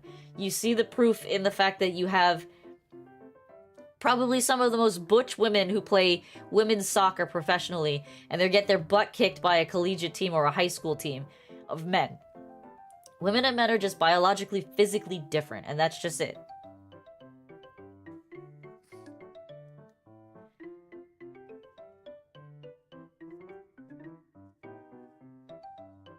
I have a similar sentiment, BB. Like, I don't want to offend people. I don't want to push people away. I don't want them to feel unwelcome just because I have my own opinions or things, or leanings on things. Because some of them, I would say my opinions are the jury's still out on. Like, the one that I do have opinions on is sports. Sports is something that I do have an opinion on. And it's not because I play any kind of professional sports. I just... you have people in the space that they are biologically for a reason. Like, we have women's and men's sports for a reason. We literally made women's sports because if you had a woman fencer, a woman tennis player go up against a male tennis player, it just doesn't work. Serena Williams, the top female tennis player in the world, and her sister Venus, who is also in the top, I believe the top 50 women players. She's not as good as Serena, but she's definitely up there.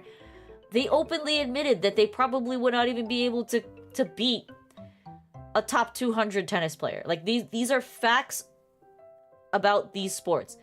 Now, you have sports like table tennis, you have sports like curling, sports like bowling. Maybe there could be a little bit of gray area on those sports. But generally speaking, even as a trans woman, you are still going to be stronger than a male. You are still physically built different. Stronger than a female. You're still physically built different than a female, especially if you've gone through male puberty. Your bones are different.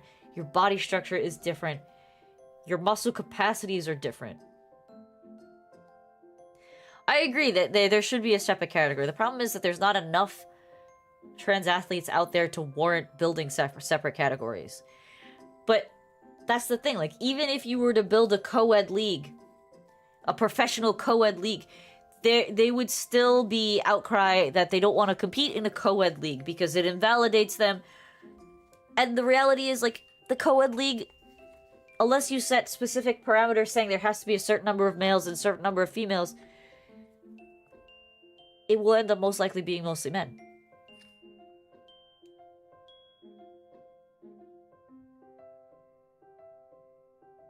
But yeah, that's the only subject that I have, like, pretty strong opinions on regarding, like, things that are trans related. I try, like I said, to keep it out of it. I don't want people to feel like I'm not welcoming or inviting, but I'm always open to have a nuanced conversation. I try to avoid these topics because I don't like talking about things that are political in nature, and this is a political topic. I try to keep politics out of the stream because it makes people unhappy, and the whole point of this stream is to make you guys have a good evening, to enjoy your time with me, to have fun. So when we talk about, like, polarizing topics like that, someone's gonna be uncomfortable. It won't be me. I'm not generally the type to get uncomfortable by talking about things. There's a reason I married my husband, because we can talk about nuanced subjects and have completely separate opinions on things and get through it without any animosity. But most people can't achieve that. Pretty sure the entire part... Well, it is. Politics is about debating, but I'm not interested in that kind of content. I'm not interested I'm interested in open dialogue. That's what I'm interested in the most. And unfortunately, when you are a content creator, open dialogue is not something that is easy to come by, because you're always going to have people that think you're 100% wrong. You're always going to have people that think you're 100% right. And the ones that think you're 100% wrong are not going to watch your content. The ones that think you're 100% right are going to watch your content. So it kind of becomes a bit of a echo chamber.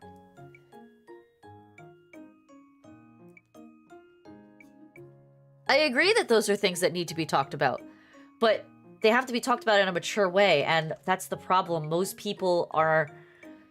This is going back to that topic that we talked about last week. People are unwilling to be uncomfortable. They're unwilling to sit in an uncomfortable situation, which is talking about a subject that they have a differing opinion on. They're unwilling to admit...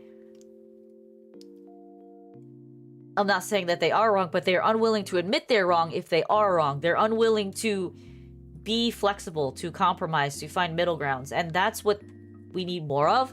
We need more nuanced conversation. We need more trying to genuinely understand the other person and not just spit profanities at each other.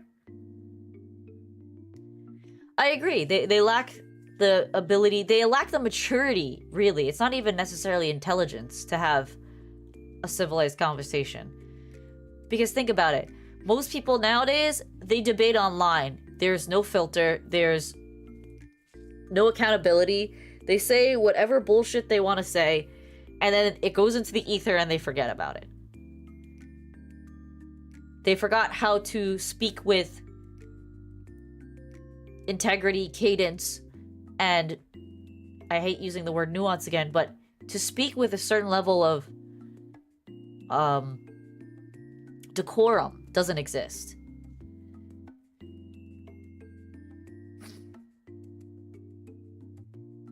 The FDA's ridiculous policies. So my brother-in-law, who works for a healthcare company, and straight up says I refuse to talk.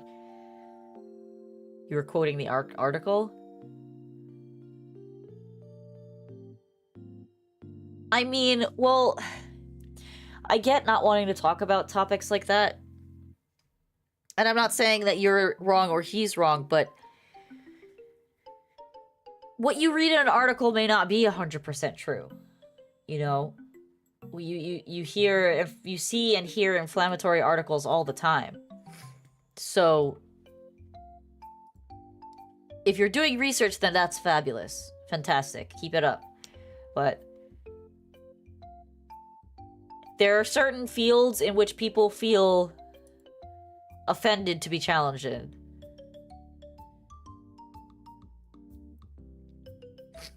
I mean, religion entirely aside. Like,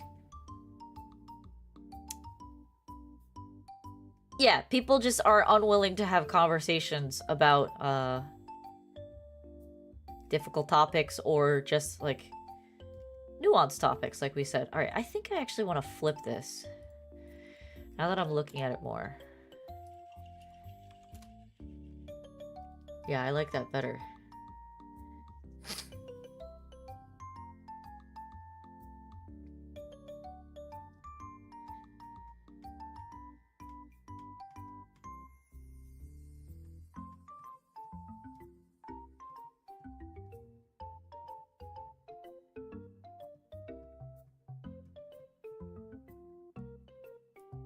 The FDA thing is crazy. When I wasn't really getting defensive. That's just the reality that I live in here in New York. Your reality, where I don't know where you live, but is way different than what I live here. Standard practice here is actually 7%. Unless you're and if you're doing like a super wild custom. And when I say custom, I mean like we're picking out, we're not getting stock stuff from Home Depot kind of stuff. We're getting like things made specifically for that space.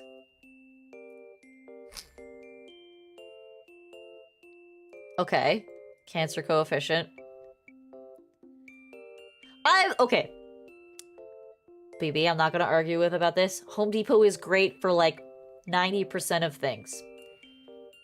Home Depot is great for 90% of things. I would not buy any of the cabinetry there off the shelf, specifically. If you go through their cabinetry designer, that's completely different. But most of what they sell at Home Depot in terms of cabinetry, vanities, and even hard, like, plumbing fixtures there, a lot of it is trash. You're looking at particle board, you're looking at MDF. MDF's borderline for me. Particle board's absolute crap, and a lot of their cabinets are particle board boxes, which is just crap. It's gonna fall apart. I hate veneered laminates. They almost never last long term. That's why I don't like IKEA either. It's great for a budget. It's great for a rental. But if you're looking for a high quality home that's gonna last you and be durable against children, Home Depot is really not where you should be shopping. Unfortunately, it's the cheapest option. It's because I have the mind of an architect? No, I have a mind of quality. Pizza. For me, I would rather spend $300 on the faucet I know is gonna last me 25 years than the $50 faucet that I know is gonna break in 2 years. We've talked about this concept before. There are certain things that you buy quality so that you don't have to worry about them. And finishes in the house is one of the things that I emphasize on. Home Depot is great for tile. It's great for flooring. You can get your front door and your windows there. Fabulous. But always understand that those are builder grade and they are not the most efficient. They are not the high ticket items that will do your house a lot of justice in terms of durability.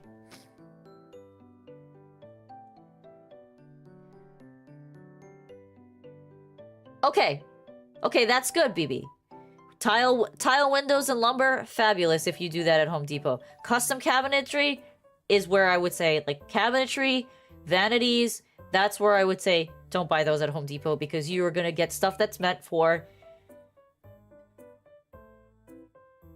rentals or a budget home, a super budget home. And I'm not, like, trying to disparage people who are working on a budget, not at all. But if I'm gonna make a kitchen, if I'm gonna refresh my kitchen, I'm going to spend the money to make that kitchen as best as it can be to last me another 30 years. All right, I'll read your FDA rant. Hold on.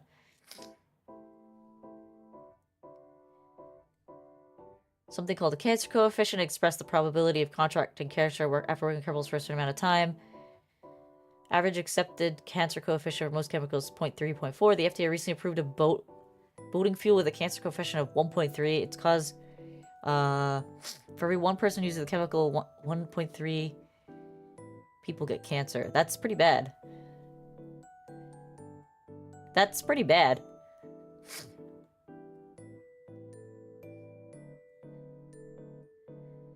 I don't understand class. I stopped being mad. No, it's fucking yeah, that's pretty effed up that they would even pass that. I agree with you. Pizza, it has nothing to do with me not understanding class. It's literally, like I said, we talked about this in a previous team. There are certain things where you should spend your money. The most efficient thing that you can do with your house is good insulation and sealing your house, which are actually two of the cheapest things that you can, and honestly do-it-yourself kind of things that you could do in your house. So I do understand class and budget and how to make a efficient house. But like, if you're a middle-class person, I would never ever recommend you IKEA cabinets just because they're affordable. They're 90% particle board and of the time. They do have a higher end line that is plywood, but when people say they want IKEA stuff, most of the time it's particle board. If that door gets even a hairline crack in it and you get water or sauce or your house is just humid and any kind of moisture gets in there, that cabinetry will be unusable. I've heard so many horror stories of people who've had IKEA cabinets for less than 5 years and they're already destroyed.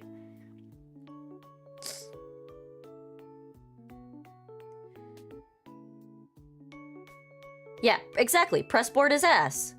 You're upper middle class. I would consider myself firmly middle. I think within 5 years, husband and I will probably move to middle upper.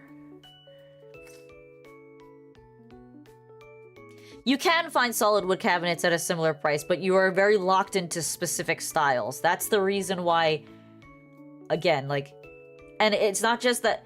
The thing is, like, Home Depot sells a lot of pressboard cabinet boxes with hardwood doors, and people are like, oh, well, the door is hardwood. Okay, but the box isn't.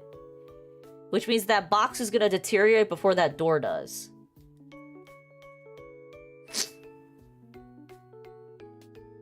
I have good class? Okay. I hope so, working in this profession. But yeah, I'm always going to recommend someone to buy the $250 faucet over the $50 faucet that's... The $250 faucet that's made of brass interior. Brass interior. Over the $50 faucet that's plastic. Because, like, my dad did that. He bought a new faucet for the kitchen and it was a plastic $50 piece of garbage. And then he's wondering why, like, the pull-out faucet is flopping after a year. And I'm like, because you spent $50 on a cheap faucet. And people wonder why they crack. And they're like, oh, why is it falling apart? Because you spent $50 on a cheap faucet. Buy quality for things that you want to last. That's my motto for everything. You want a good pair of work boots? You buy a good quality pair of work boots. If you're the type of person who trashes your work boots in like 6 months, maybe you don't need to buy the top of the line. Maybe you buy mid to high grade. But if you want something to last, you buy quality.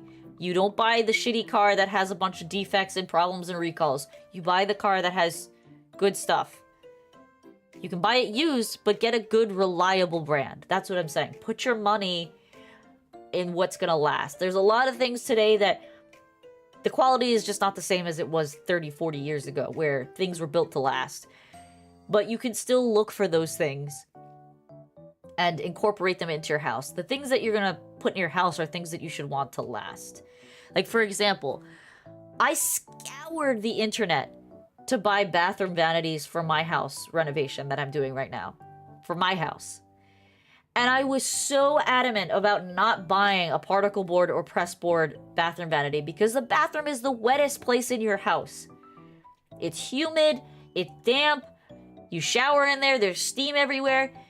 Any kind of micro damage to that cabinet and it would be destroyed. So I specifically went out of my way to find hardwood cabinets that were properly sealed, plywood boxes that are not going to expand and contract a whole great deal.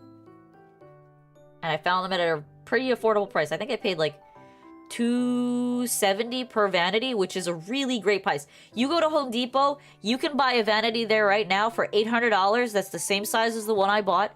And it will be made of particle board with chipping paint and horrible cheap hand fixtures, and it will fall apart in about 4 years.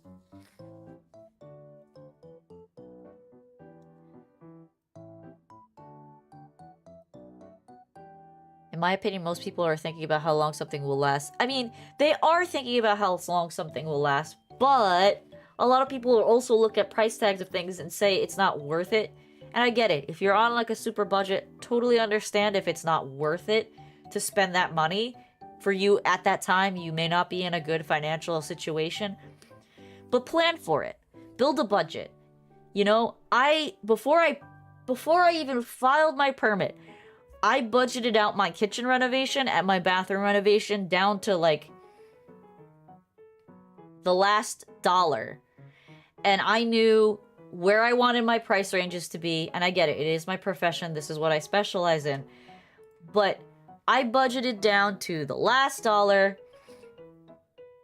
I didn't want to spend more than this on the materials because I knew I wasn't going to live in this house long term. However, I want to be able to flip it for a good price.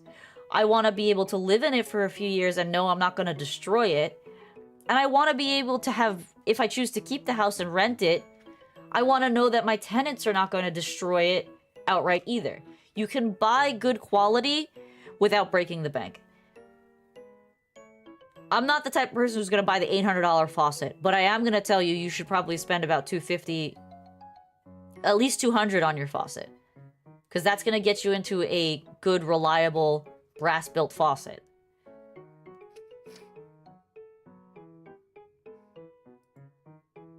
You're a child with little... I mean, experience is a gained thing. I mean, I've been working as a designer for... How old am I? I'm pretty old. I've been working as a designer for 11 years now. 11 years, yeah. It's been a while.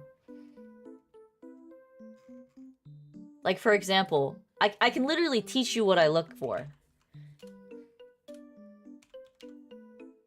Oh my god, I can't spell today. I can actually teach you what I look for. So when I go shopping, this is my go-to website. And when I go shopping, I will go and I will look at a kitchen faucet.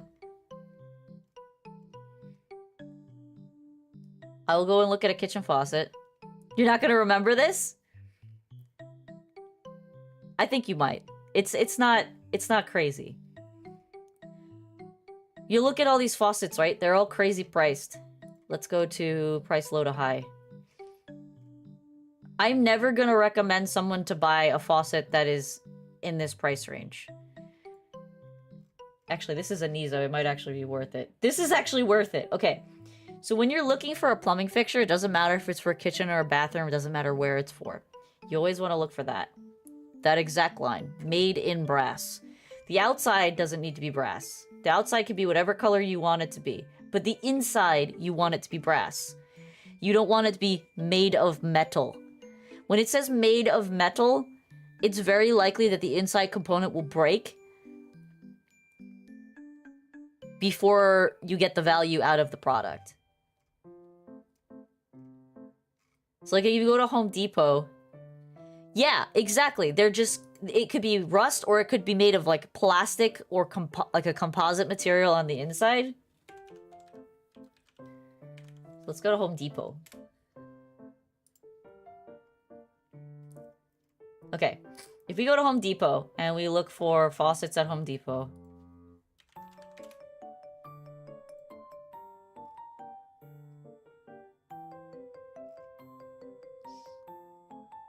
Where are their shitty faucets?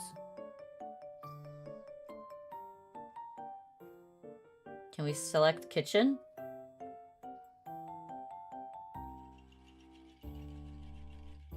Oh, here we go, kitchen.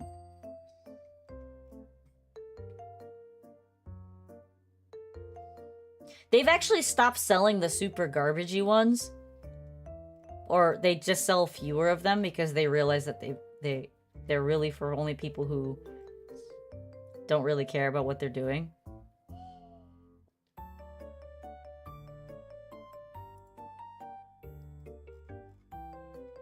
Let's see. What does this one say? What does this one say?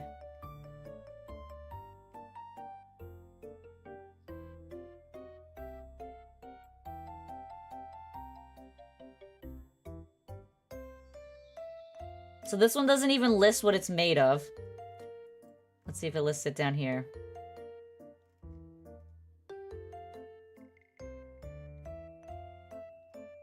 Yeah, see, this one says made of metal. The outside is plastic. You can tell just from looking at it. It's plated in a metal coating, but it's plastic. This faucet will break in like a year or two, and you'll end up replacing it again. So I would rather spend $200 to $300 up front for a good faucet than $50 to $100 and replace the faucet every 2 years. That's just how I feel about that. But yeah.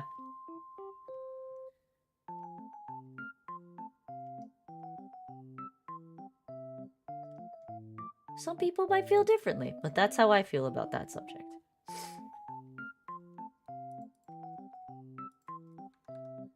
can bring this wall to here.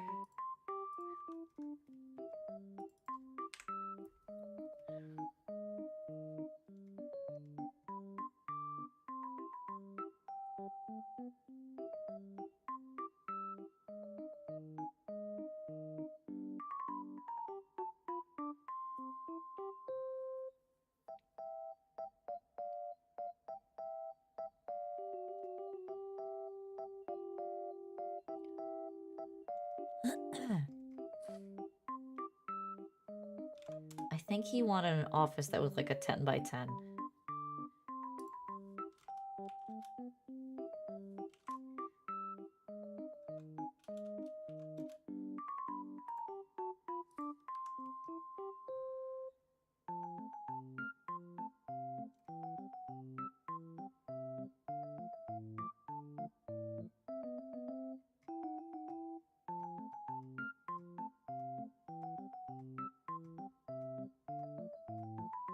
This is so long. Let's shrink it.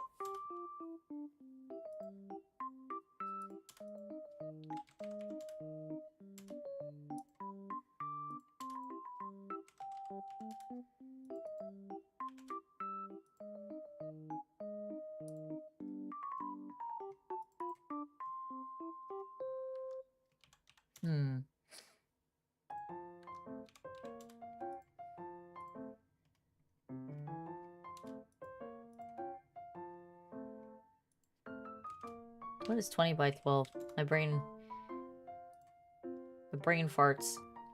The brain farts are real.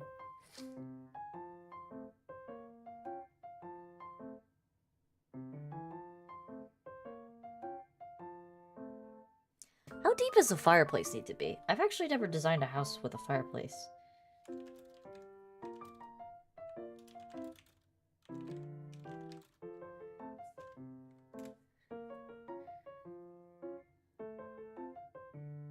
$20 inches?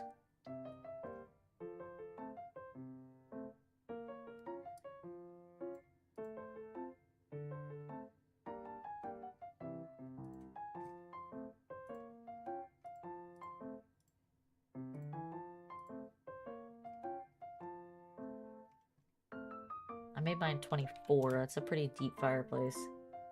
What does it look like in that picture?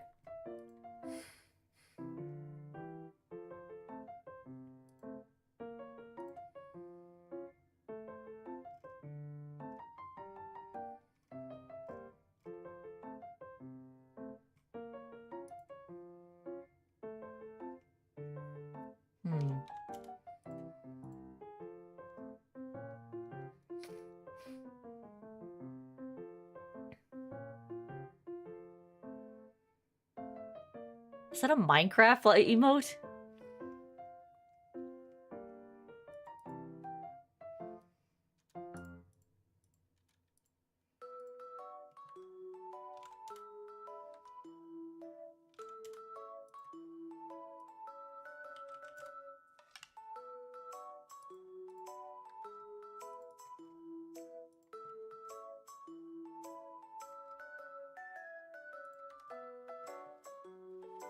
It's the Hamburglar? Oh my god.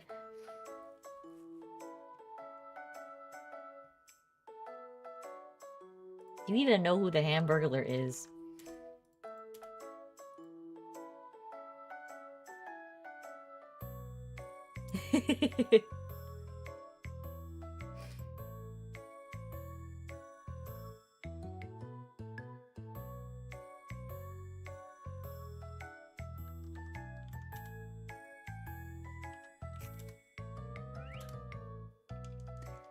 Don't test your big back knowledge.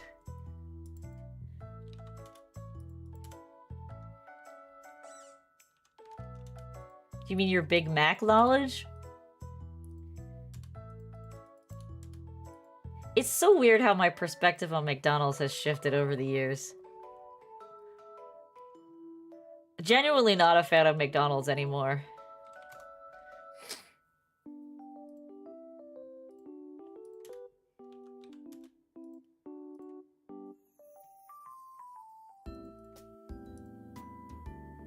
I haven't been in a been a while, honestly. But I remember, like, growing up, we used to get McDonald's all the time, and I'd be like, McDonald's! And now I'm like, fuck McDonald's.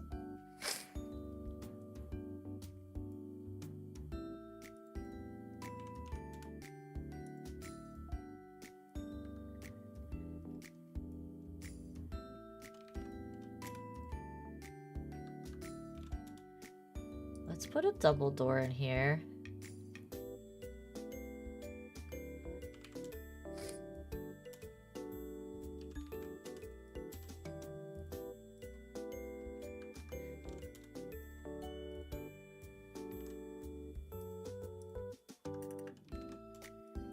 I'll align the double door centered onto the room so they have a nice entrance into the space.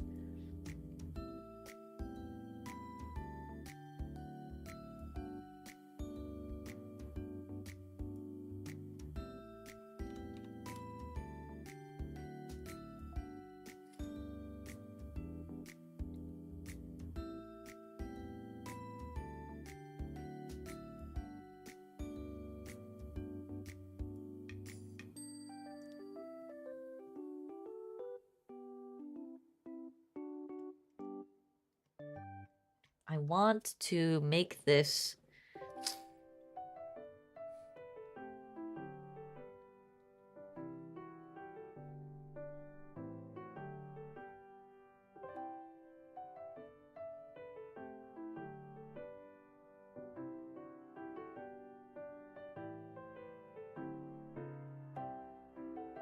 a lot of closet space.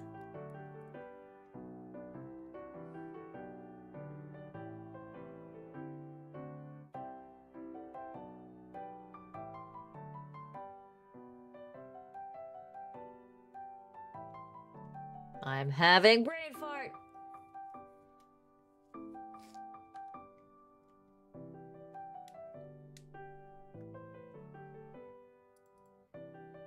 Actually, let's move this over.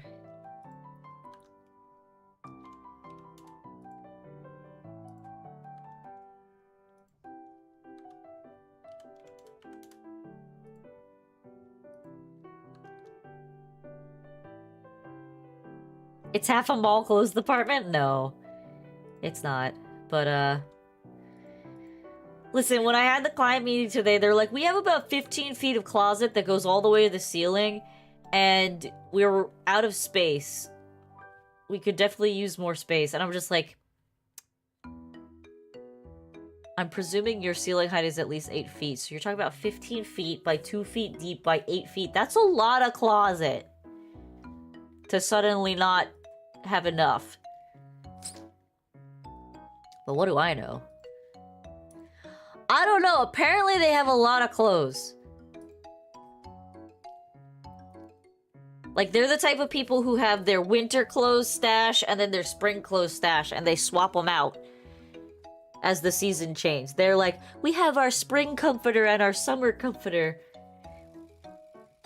We put one away when it gets too hot or too cold. And I'm like, I wish I had that luxury of having that many comforters.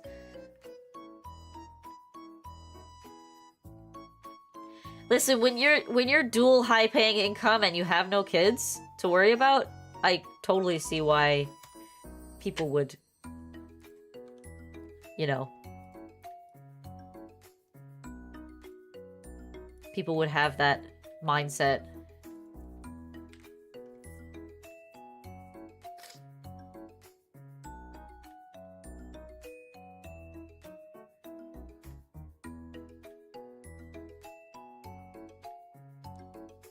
Why not use the money on pets or learning something?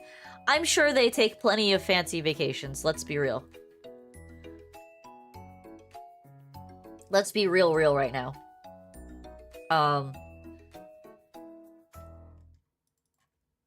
However, I can't control how people spend their money.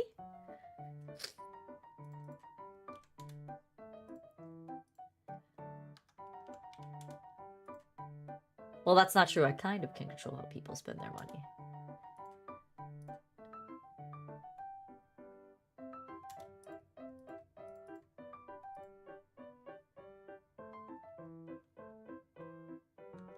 You would tell everyone to give you money if you could? I mean, Isn't that the dream, huh?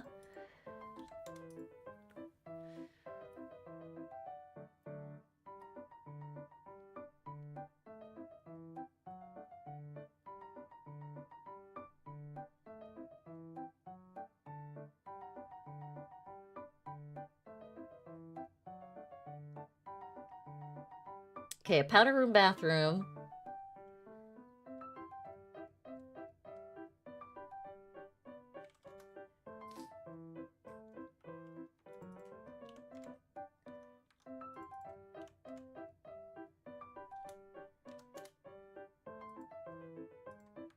Doesn't need to be that big.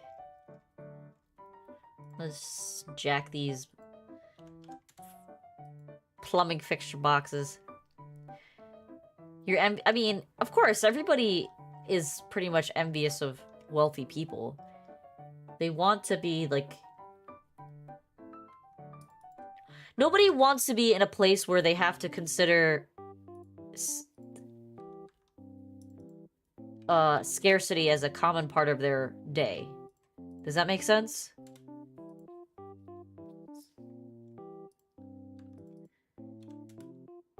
Like, for the average person, you should be considering your budget on a regular basis. So when you have so much disposable income that you don't have to consider scarcity or the lack thereof of something...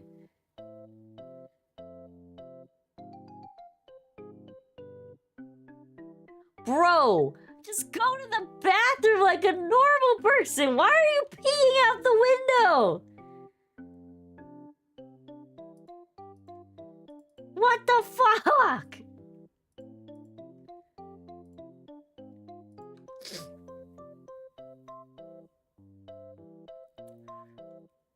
I would be so concerned, even if I was a dude, I'd be so concerned with someone seeing me.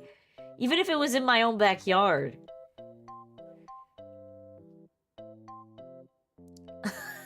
Must be a guy thing.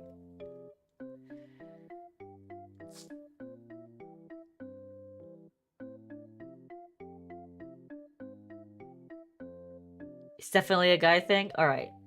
I'll take your word for it.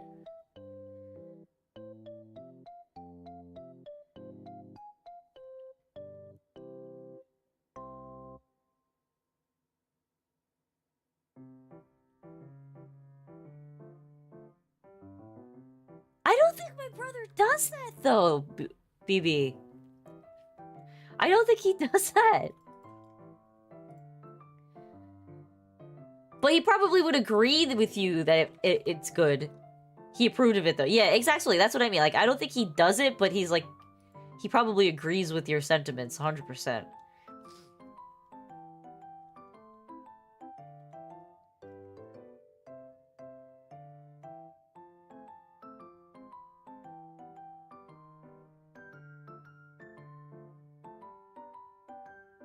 Every guy does it at some point.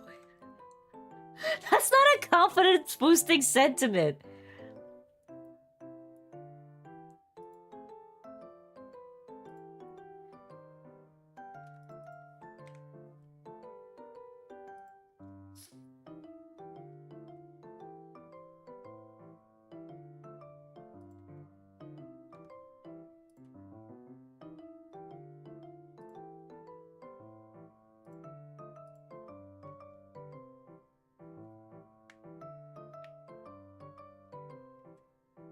You know what's funnier but illegal? I mean, technically peeing in a public place or peeing out your window if someone sees you, that's kind of illegal, isn't it? So what other weird things are you going to sell me right now? That's degeneracy, Pizza. That's just straight up degeneracy. Look what you've done, BB. You influenced our poor summer child into doing horrible things.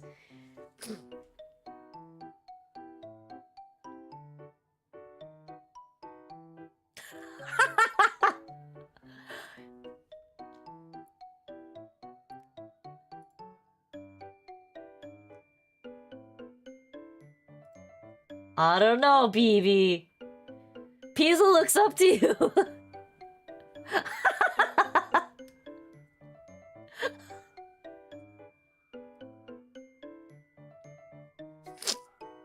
That's his own dumbass idea.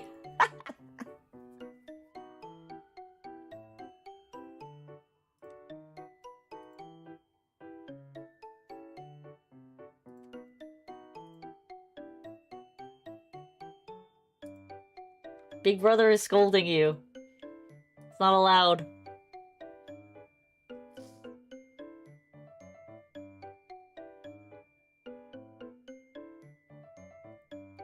He should look up to you. You're a fucking baller. I mean, sounds like you do pretty good for yourself.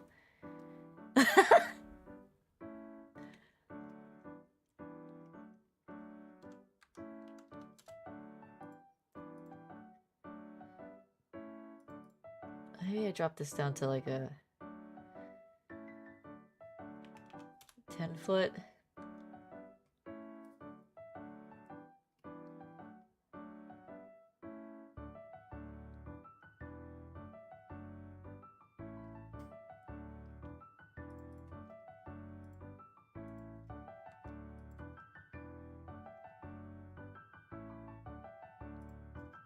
I don't know, Pisa, you've been saying some pretty unhinged things today.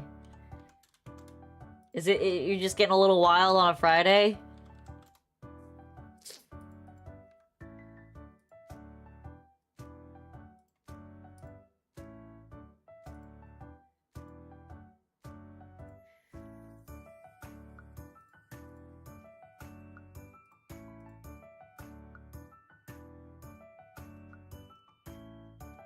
Just a lot of energy today? I wish I had your energy.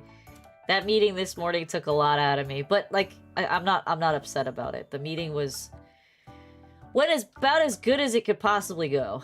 So, I can't even be mad.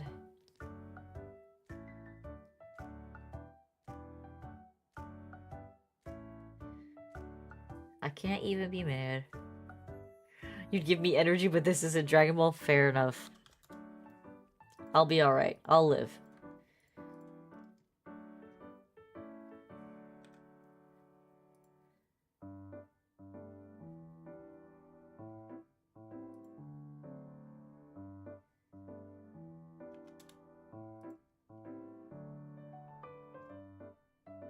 What are you doing, AutoCAD?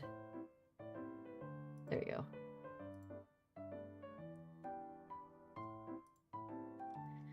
Probably would not want Teenage Boy energy. You're right. Good call.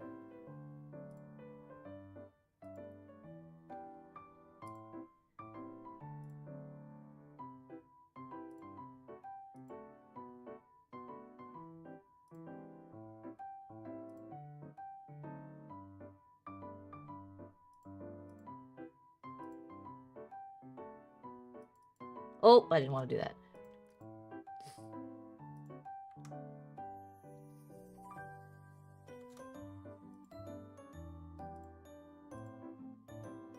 Right, nice big ass closet for guests.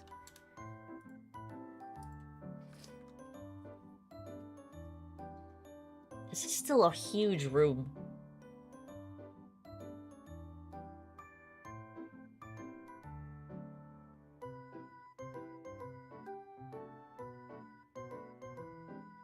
I'm wondering if there's a way that I can compress it.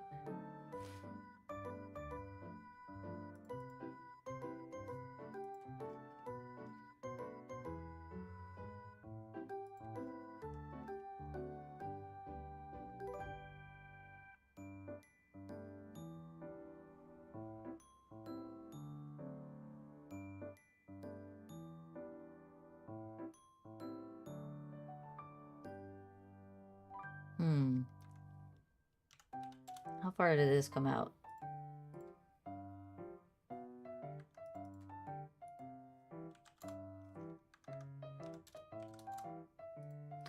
This is the exterior wall.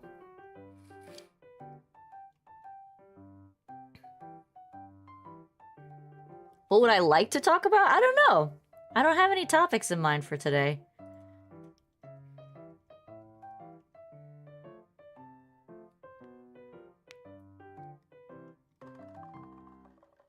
And this stream has not gone how I wanted it to go at all, if I'm being honest.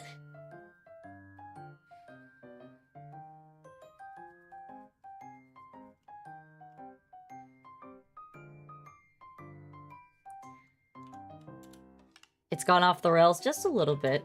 And I haven't been super focused on what I'm doing either, which is fine. There's nothing wrong with that. It's just not getting as much done as I thought I'd get.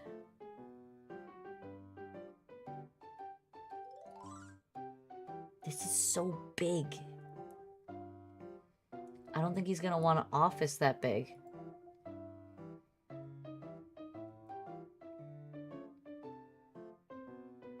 I don't think she's gonna want one that big either.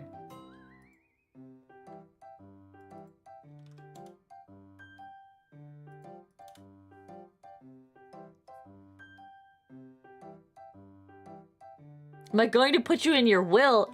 I don't have a will right now, but I probably would put my kids in my will. Just saying. Sorry, Pisa, I don't consider you my child. And by the sounds of it, you've got a family that is well off, as you said. I don't have kids yet. Right now, my siblings are actually the receivers of my will, not even my husband. Because we've only gotten married pretty recently, so I haven't changed that. I actually have no designated person to inherit the house, but because I am married, it would go to my husband if something were to happen to me. Well off, but more cash couldn't hurt. I mean, that's fair. I can't really fault you for that.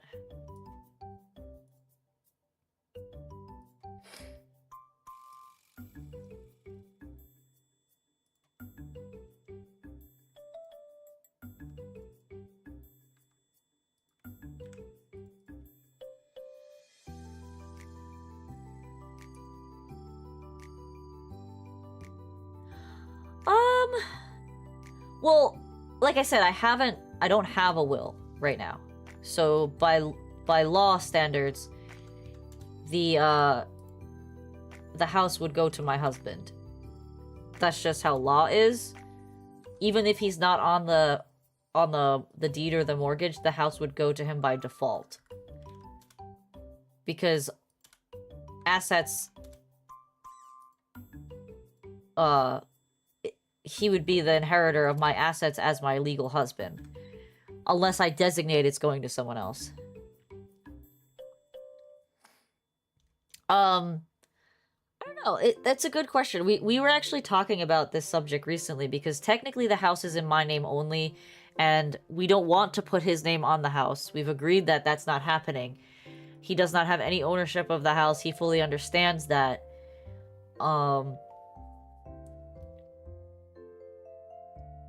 So it's kind of like, well, this is a fucking long-ass closet.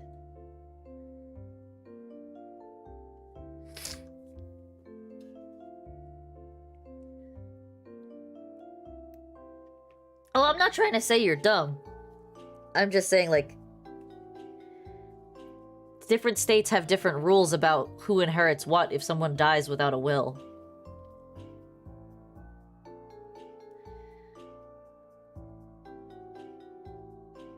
I like the idea of putting closets between them, but I think this might be excessive.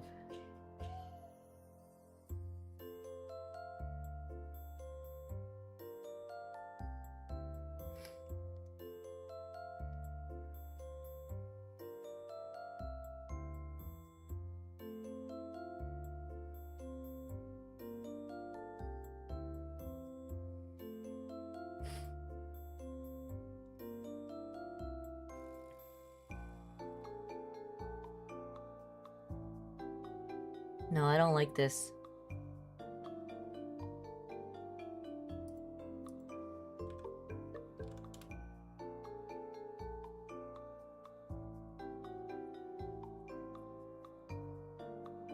No, the idea is that they're supposed to have their own separate offices, but I'm not liking how this shape is developing.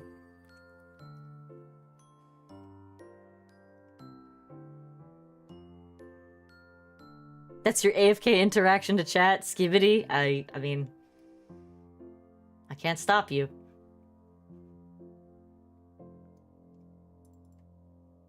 I can't stop you.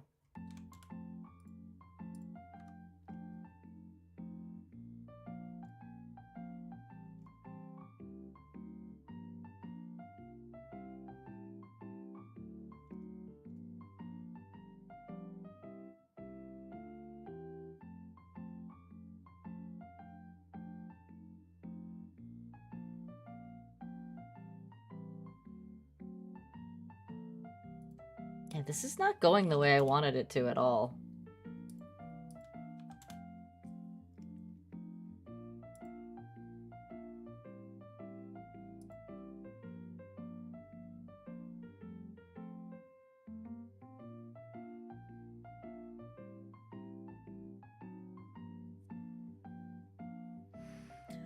Alright, I'm having a brain fart about this. I'm gonna stop here.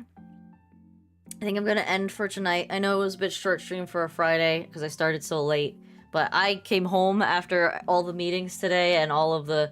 Oh! There was more development today about what's going on with my coworker that's on leave. So, like, this is why the date also got more complicated. There's no news on whether or not my coworker is coming back, but we had a big development on, like, back-end stuff regarding, like, what's been going on.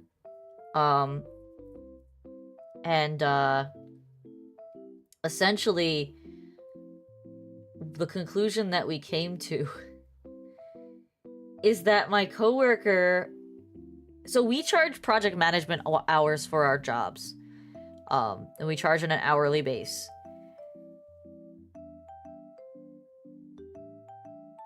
We usually estimate those hours up front and be like, hey, it's gonna cost like 20K for us to project manage your job.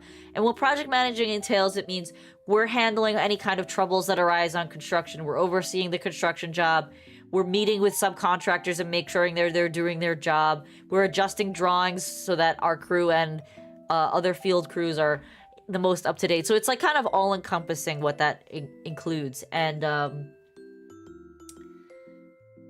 for the project that my coworker was in charge of, we had estimated, let's just call it, we had estimated about 30 grand in project management hours for this job.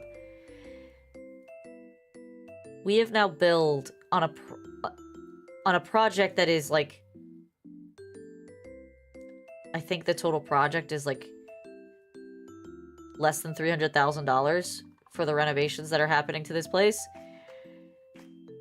Like, they wanted a new roof, they wanted exterior painting, we redid their bathroom, we installed a bunch of custom millwork, we're like redoing some electrical stuff and all. It's like, that's a good budget. That's a really good budget. We're doing a lot of like important things to this place, and my coworker, well, my the office accountant came to us and he was like, hey, we're sitting on about $70,000 of project management hours to date on this job. So basically more than double what we had estimated was going to be. And I want to say like more than 50% of those hours, probably like in the 60 to 70% range, are all from that coworker that is currently on his leave of absence. He was just billing them for literally like all of his time. And it's just kind of wild how many hours he accrued. And I'm not even sure what he was doing. Because I can honestly tell you, I've worked maybe 5 hours on that project in the past 2 months. Because it's his project. So it's like, how are you accruing that many hours that we're up to $70,000 in project management on a job that's only about $250,000? That's crazy. It's crazy. So that was like a big red flag to my boss.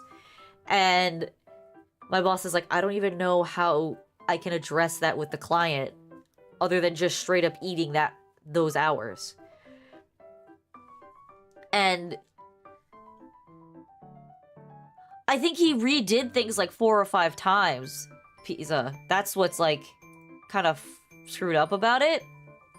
So yeah, boss is not happy about that at all. Like, I commend him. He didn't let it put a damper on his day. But holy, like, that is, like, a jaw-dropping amount of money. And yeah, so obviously boss ain't all that happy about that. And, we'll see where things go from there. But yeah, boss is definitely not happy about that. And, I also got a call from my HR guy who's the accountant. Yeah, exactly. The client doesn't seem to notice or care, really. They're just, like, throwing money at us, which is fabulous. Like, it's a little concerning, but it's fabulous. That they're not making us think of it yet. But it's also concerning that we've even gotten to that point. But on the upside, in my favor, not talking about the downfall of my coworker, I got a call this morning from the HR guy, and he's like, hey, so we're kind of working out a game plan for when coworker comes back, and the boss and I have been talking. What kind of tasks have you been doing in the past few months that really should fall on your coworker and not you, that you'd like to be compensated for? You like the way I say fabulous?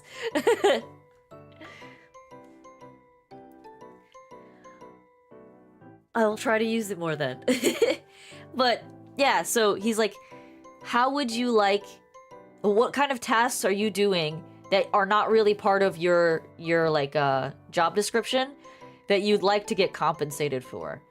So my boss is already talking with my HR guy about giving me a raise, and I haven't even asked for one. So essentially, like, they are talking about promoting me regardless of what happens with my coworker, and that feels really good. It feels really good. It means I'm doing well. And like, I kind of gave him some feedback on the situation about how I'm already doing a lot of things that my coworker should be doing, not me. But I also talked to my boss today, like, just in like a 5-second conversation off to the side, and because he's like, yeah, I had HR guy call you because I want your opinion on the situation because it's important. And I said, it's interesting that you bring that up because I was actually going to ask you next week to have a sit-down lunch and to discuss this. And he's like, okay, great. I'm all for that. Let's do it. So I don't know if it's like in the next month or in a couple weeks or what, but it's sounding like that I might get a promotion that comes with a solid raise. So I'm really excited about that because, like, I'm currently manning our entire portfolio of design projects, which if I like list them out in my head, it's this new design project that they're eager to sign with us, so it's basically a done deal. So it's this new house, it's a house that's being completely gutted, and a huge addition is being added to the house, so basically doubling the size of the house. There's a lake house that we are adding a second floor addition on. I'm doing that project. I am now in charge of my coworker's project that he's fucked up, this one with a large amount of project management hours, which is also a lake house. So I'm in charge of that one. So that's 4 projects. I have a deck job that I also took off my coworker's plate because he was not able to handle it. So that's 5. I'm in charge of a kitchen renovation completely by myself. That's 6. We're finishing up another lake house, so that's 7. We have... What other projects do we have? We just signed a kitchen a huge kitchen. It's like a 20-foot kitchen. We just signed a 20-foot kitchen, like a 20 by 14 kitchen project. That's also on my plate. That's 8 projects. There's one project that's currently benched that I might have to take over if my coworker gets fired or quits. And then there's more than that. I know there's more than that. Oh, there's another project where essentially like a whole third of their house burnt down and they want to reconfigure it and rebuild it. So like that's 10 projects. And then there's like another 3 or 4 that we haven't even signed yet. So I essentially have my hands in 10 projects. That's a lot. The average project manager designer will have about 6 projects comfortably. So that's a lot. And if I'm a quote-unquote junior designer or technical designer getting paid what I would say 75% of what my coworker as a project manager lead designer is getting paid, but doing all of the work, why am I the one with 8 projects and you're the one with 4 projects if you're the head designer, you know? It doesn't make sense. But yeah, so I'm excited to see what kind of promotion / raise this would be. I'm assuming it's going to be a sizable chunk. Like, I can't imagine it only being a couple $1,000s of a raise. I imagine it's going to be sizable because I know what my coworker makes, and he makes about... He has to be making a 6-figure salary. I am not making a 6-figure salary. And at my current trajectory of how my raises have been going, I probably wouldn't hit that mark for another 4 or 5 years if I stayed with this company. But if my coworker resigns, quits, or gets fired, that's a huge 6-figure salary that is now open to either a new person, or if my boss is confident enough in me, I could jump up to that salary rate. And that frees up a junior position. Which sounds mind-blowing to me, that I would ever reach this salary mark. But I don't know, we'll see. We'll see.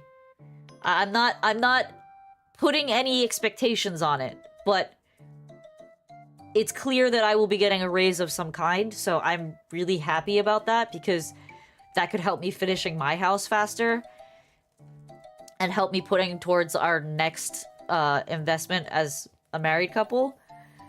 2 things, congratulations, and once everything is stable and done, I suggest taking a long vacation. All of this will be sorted out by summertime. I would imagine it'll probably resolve itself all out in the next month or 2.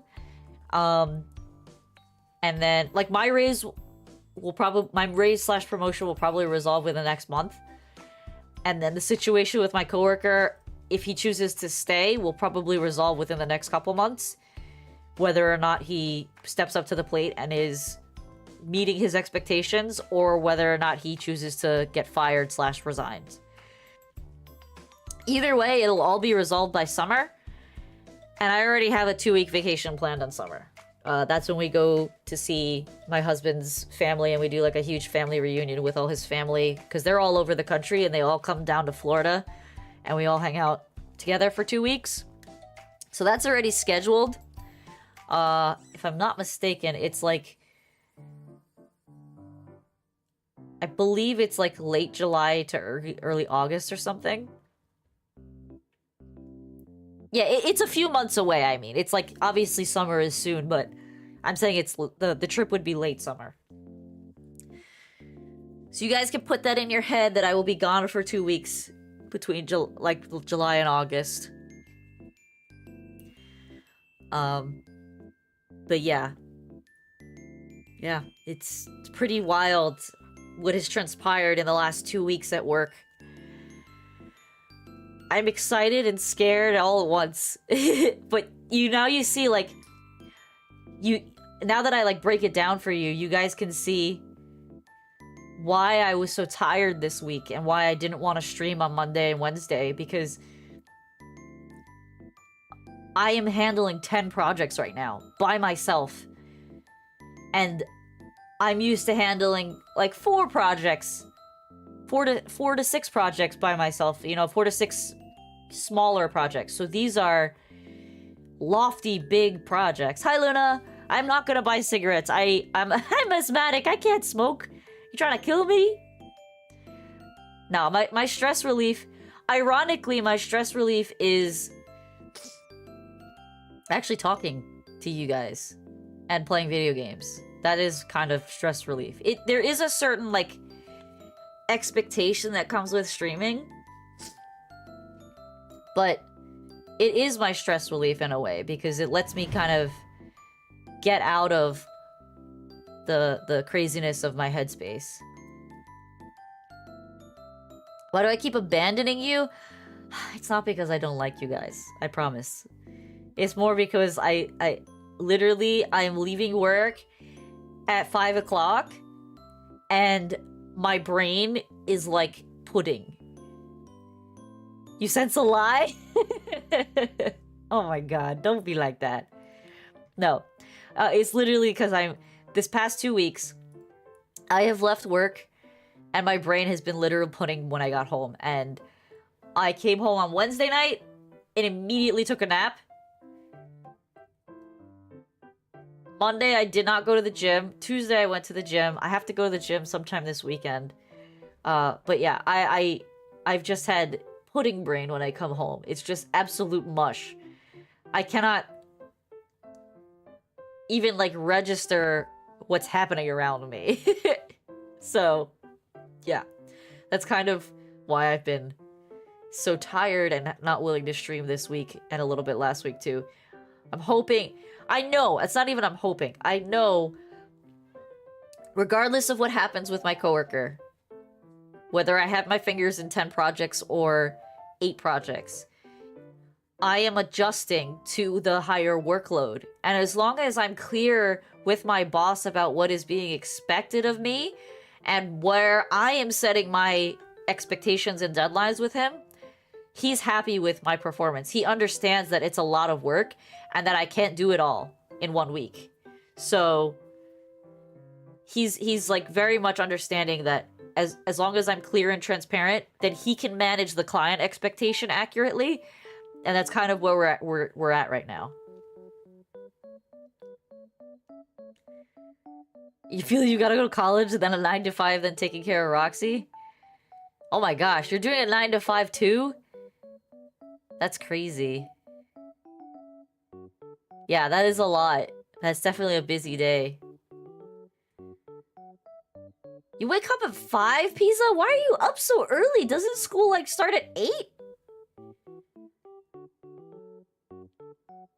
That's so early.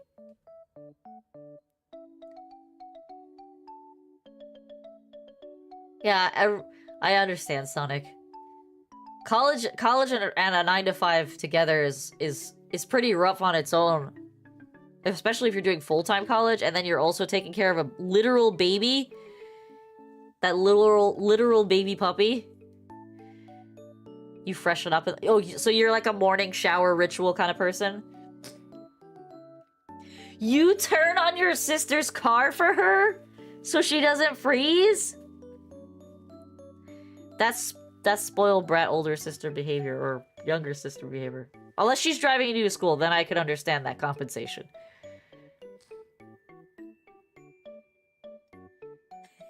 The car needs to warm up. She drives you to your bus stop? Okay, that's fair. Then it is a justifiable request, I would say. That's a fair compensation. That's fair compensation, though.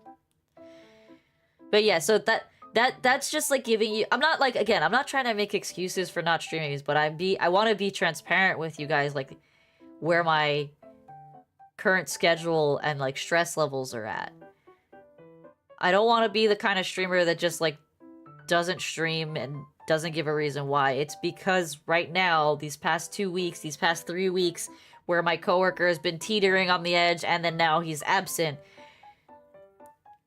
it has shifted my workload significantly. And It affects my home life currently. But I'm hoping that... I'm not hoping. Like I said, I know I will adjust into it. And I could run this out full time. It's just an adjustment period. And it's probably going to take me, like... I don't know. Don't be surprised if I have days where I choose not to stream for the next couple weeks, too. Like, I would say probably by June, I should be completely comfortable with the situation that I'm in. Whether or not my coworker stays or not. Because it takes me that long to, like, cycle through shifting responsibilities, let's call them. Thank you guys for being so understanding. You're not like the Unga Bunga chat that's like, no, you must stream for... Well, I don't know, BB kind of is. BB's always like, where is stream? Why no stream? Ah! But, yeah, you guys, I'm glad that you guys are taking this in a very reasonable manner. What about Alfonso? Alfonso is pretty chill. He's so busy with his own stuff now that he's back to school. And I'm really happy for him because he's so close to getting his mechanical degree. His mechanical engineering degree. I'm really happy for him. Because he deserves it. He took a break for a while, but he deserves to get a mechanicals degree. And I think he's only got 1 year left, so he could do it. I know he can. I'm rooting for him. And I'm happy when he just shows up, like, casually on the weekends or really late at night or something. He's not here as often, but he's still here when he needs to be. You're going? Bye-bye, BB. We're getting off. We're getting off for tonight. I'm done too. My brain is poop. My brain is poop. My cat is yelling she needs food. So I'm a log off too. I will stream tomorrow. We will do the PSAT. Am I smarter than a high schooler? Stream tomorrow. And I will try to help you go through your PSAT studies. Oh, cool, Sonic. You're close to your degree too. Do you know what you want to do when you graduate? That'd be awesome.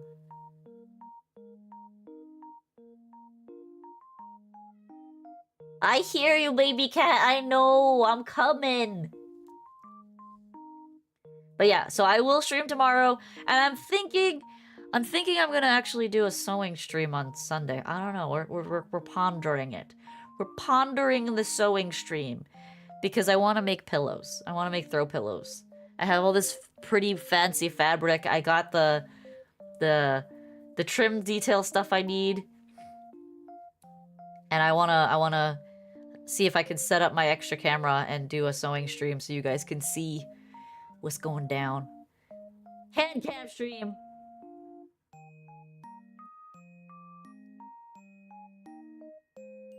Okay, that's a good approach. You're early in your art career. Do you have examples of your art, Sonic? If you have examples of your art and you're part of the Discord, post it in the Discord. Or if you have like an Instagram that you can link to us, I'd be interested. I don't know if it's the type of art that I'd be looking for, but I'm interested just to see what you do. But yeah, post up in the Discord, or you can tag me on Twitter if you want to. Or something like that. But yeah, we are done for tonight. I will probably see you guys tomorrow evening. And if not, there will be a stream Sunday. And that'll be that.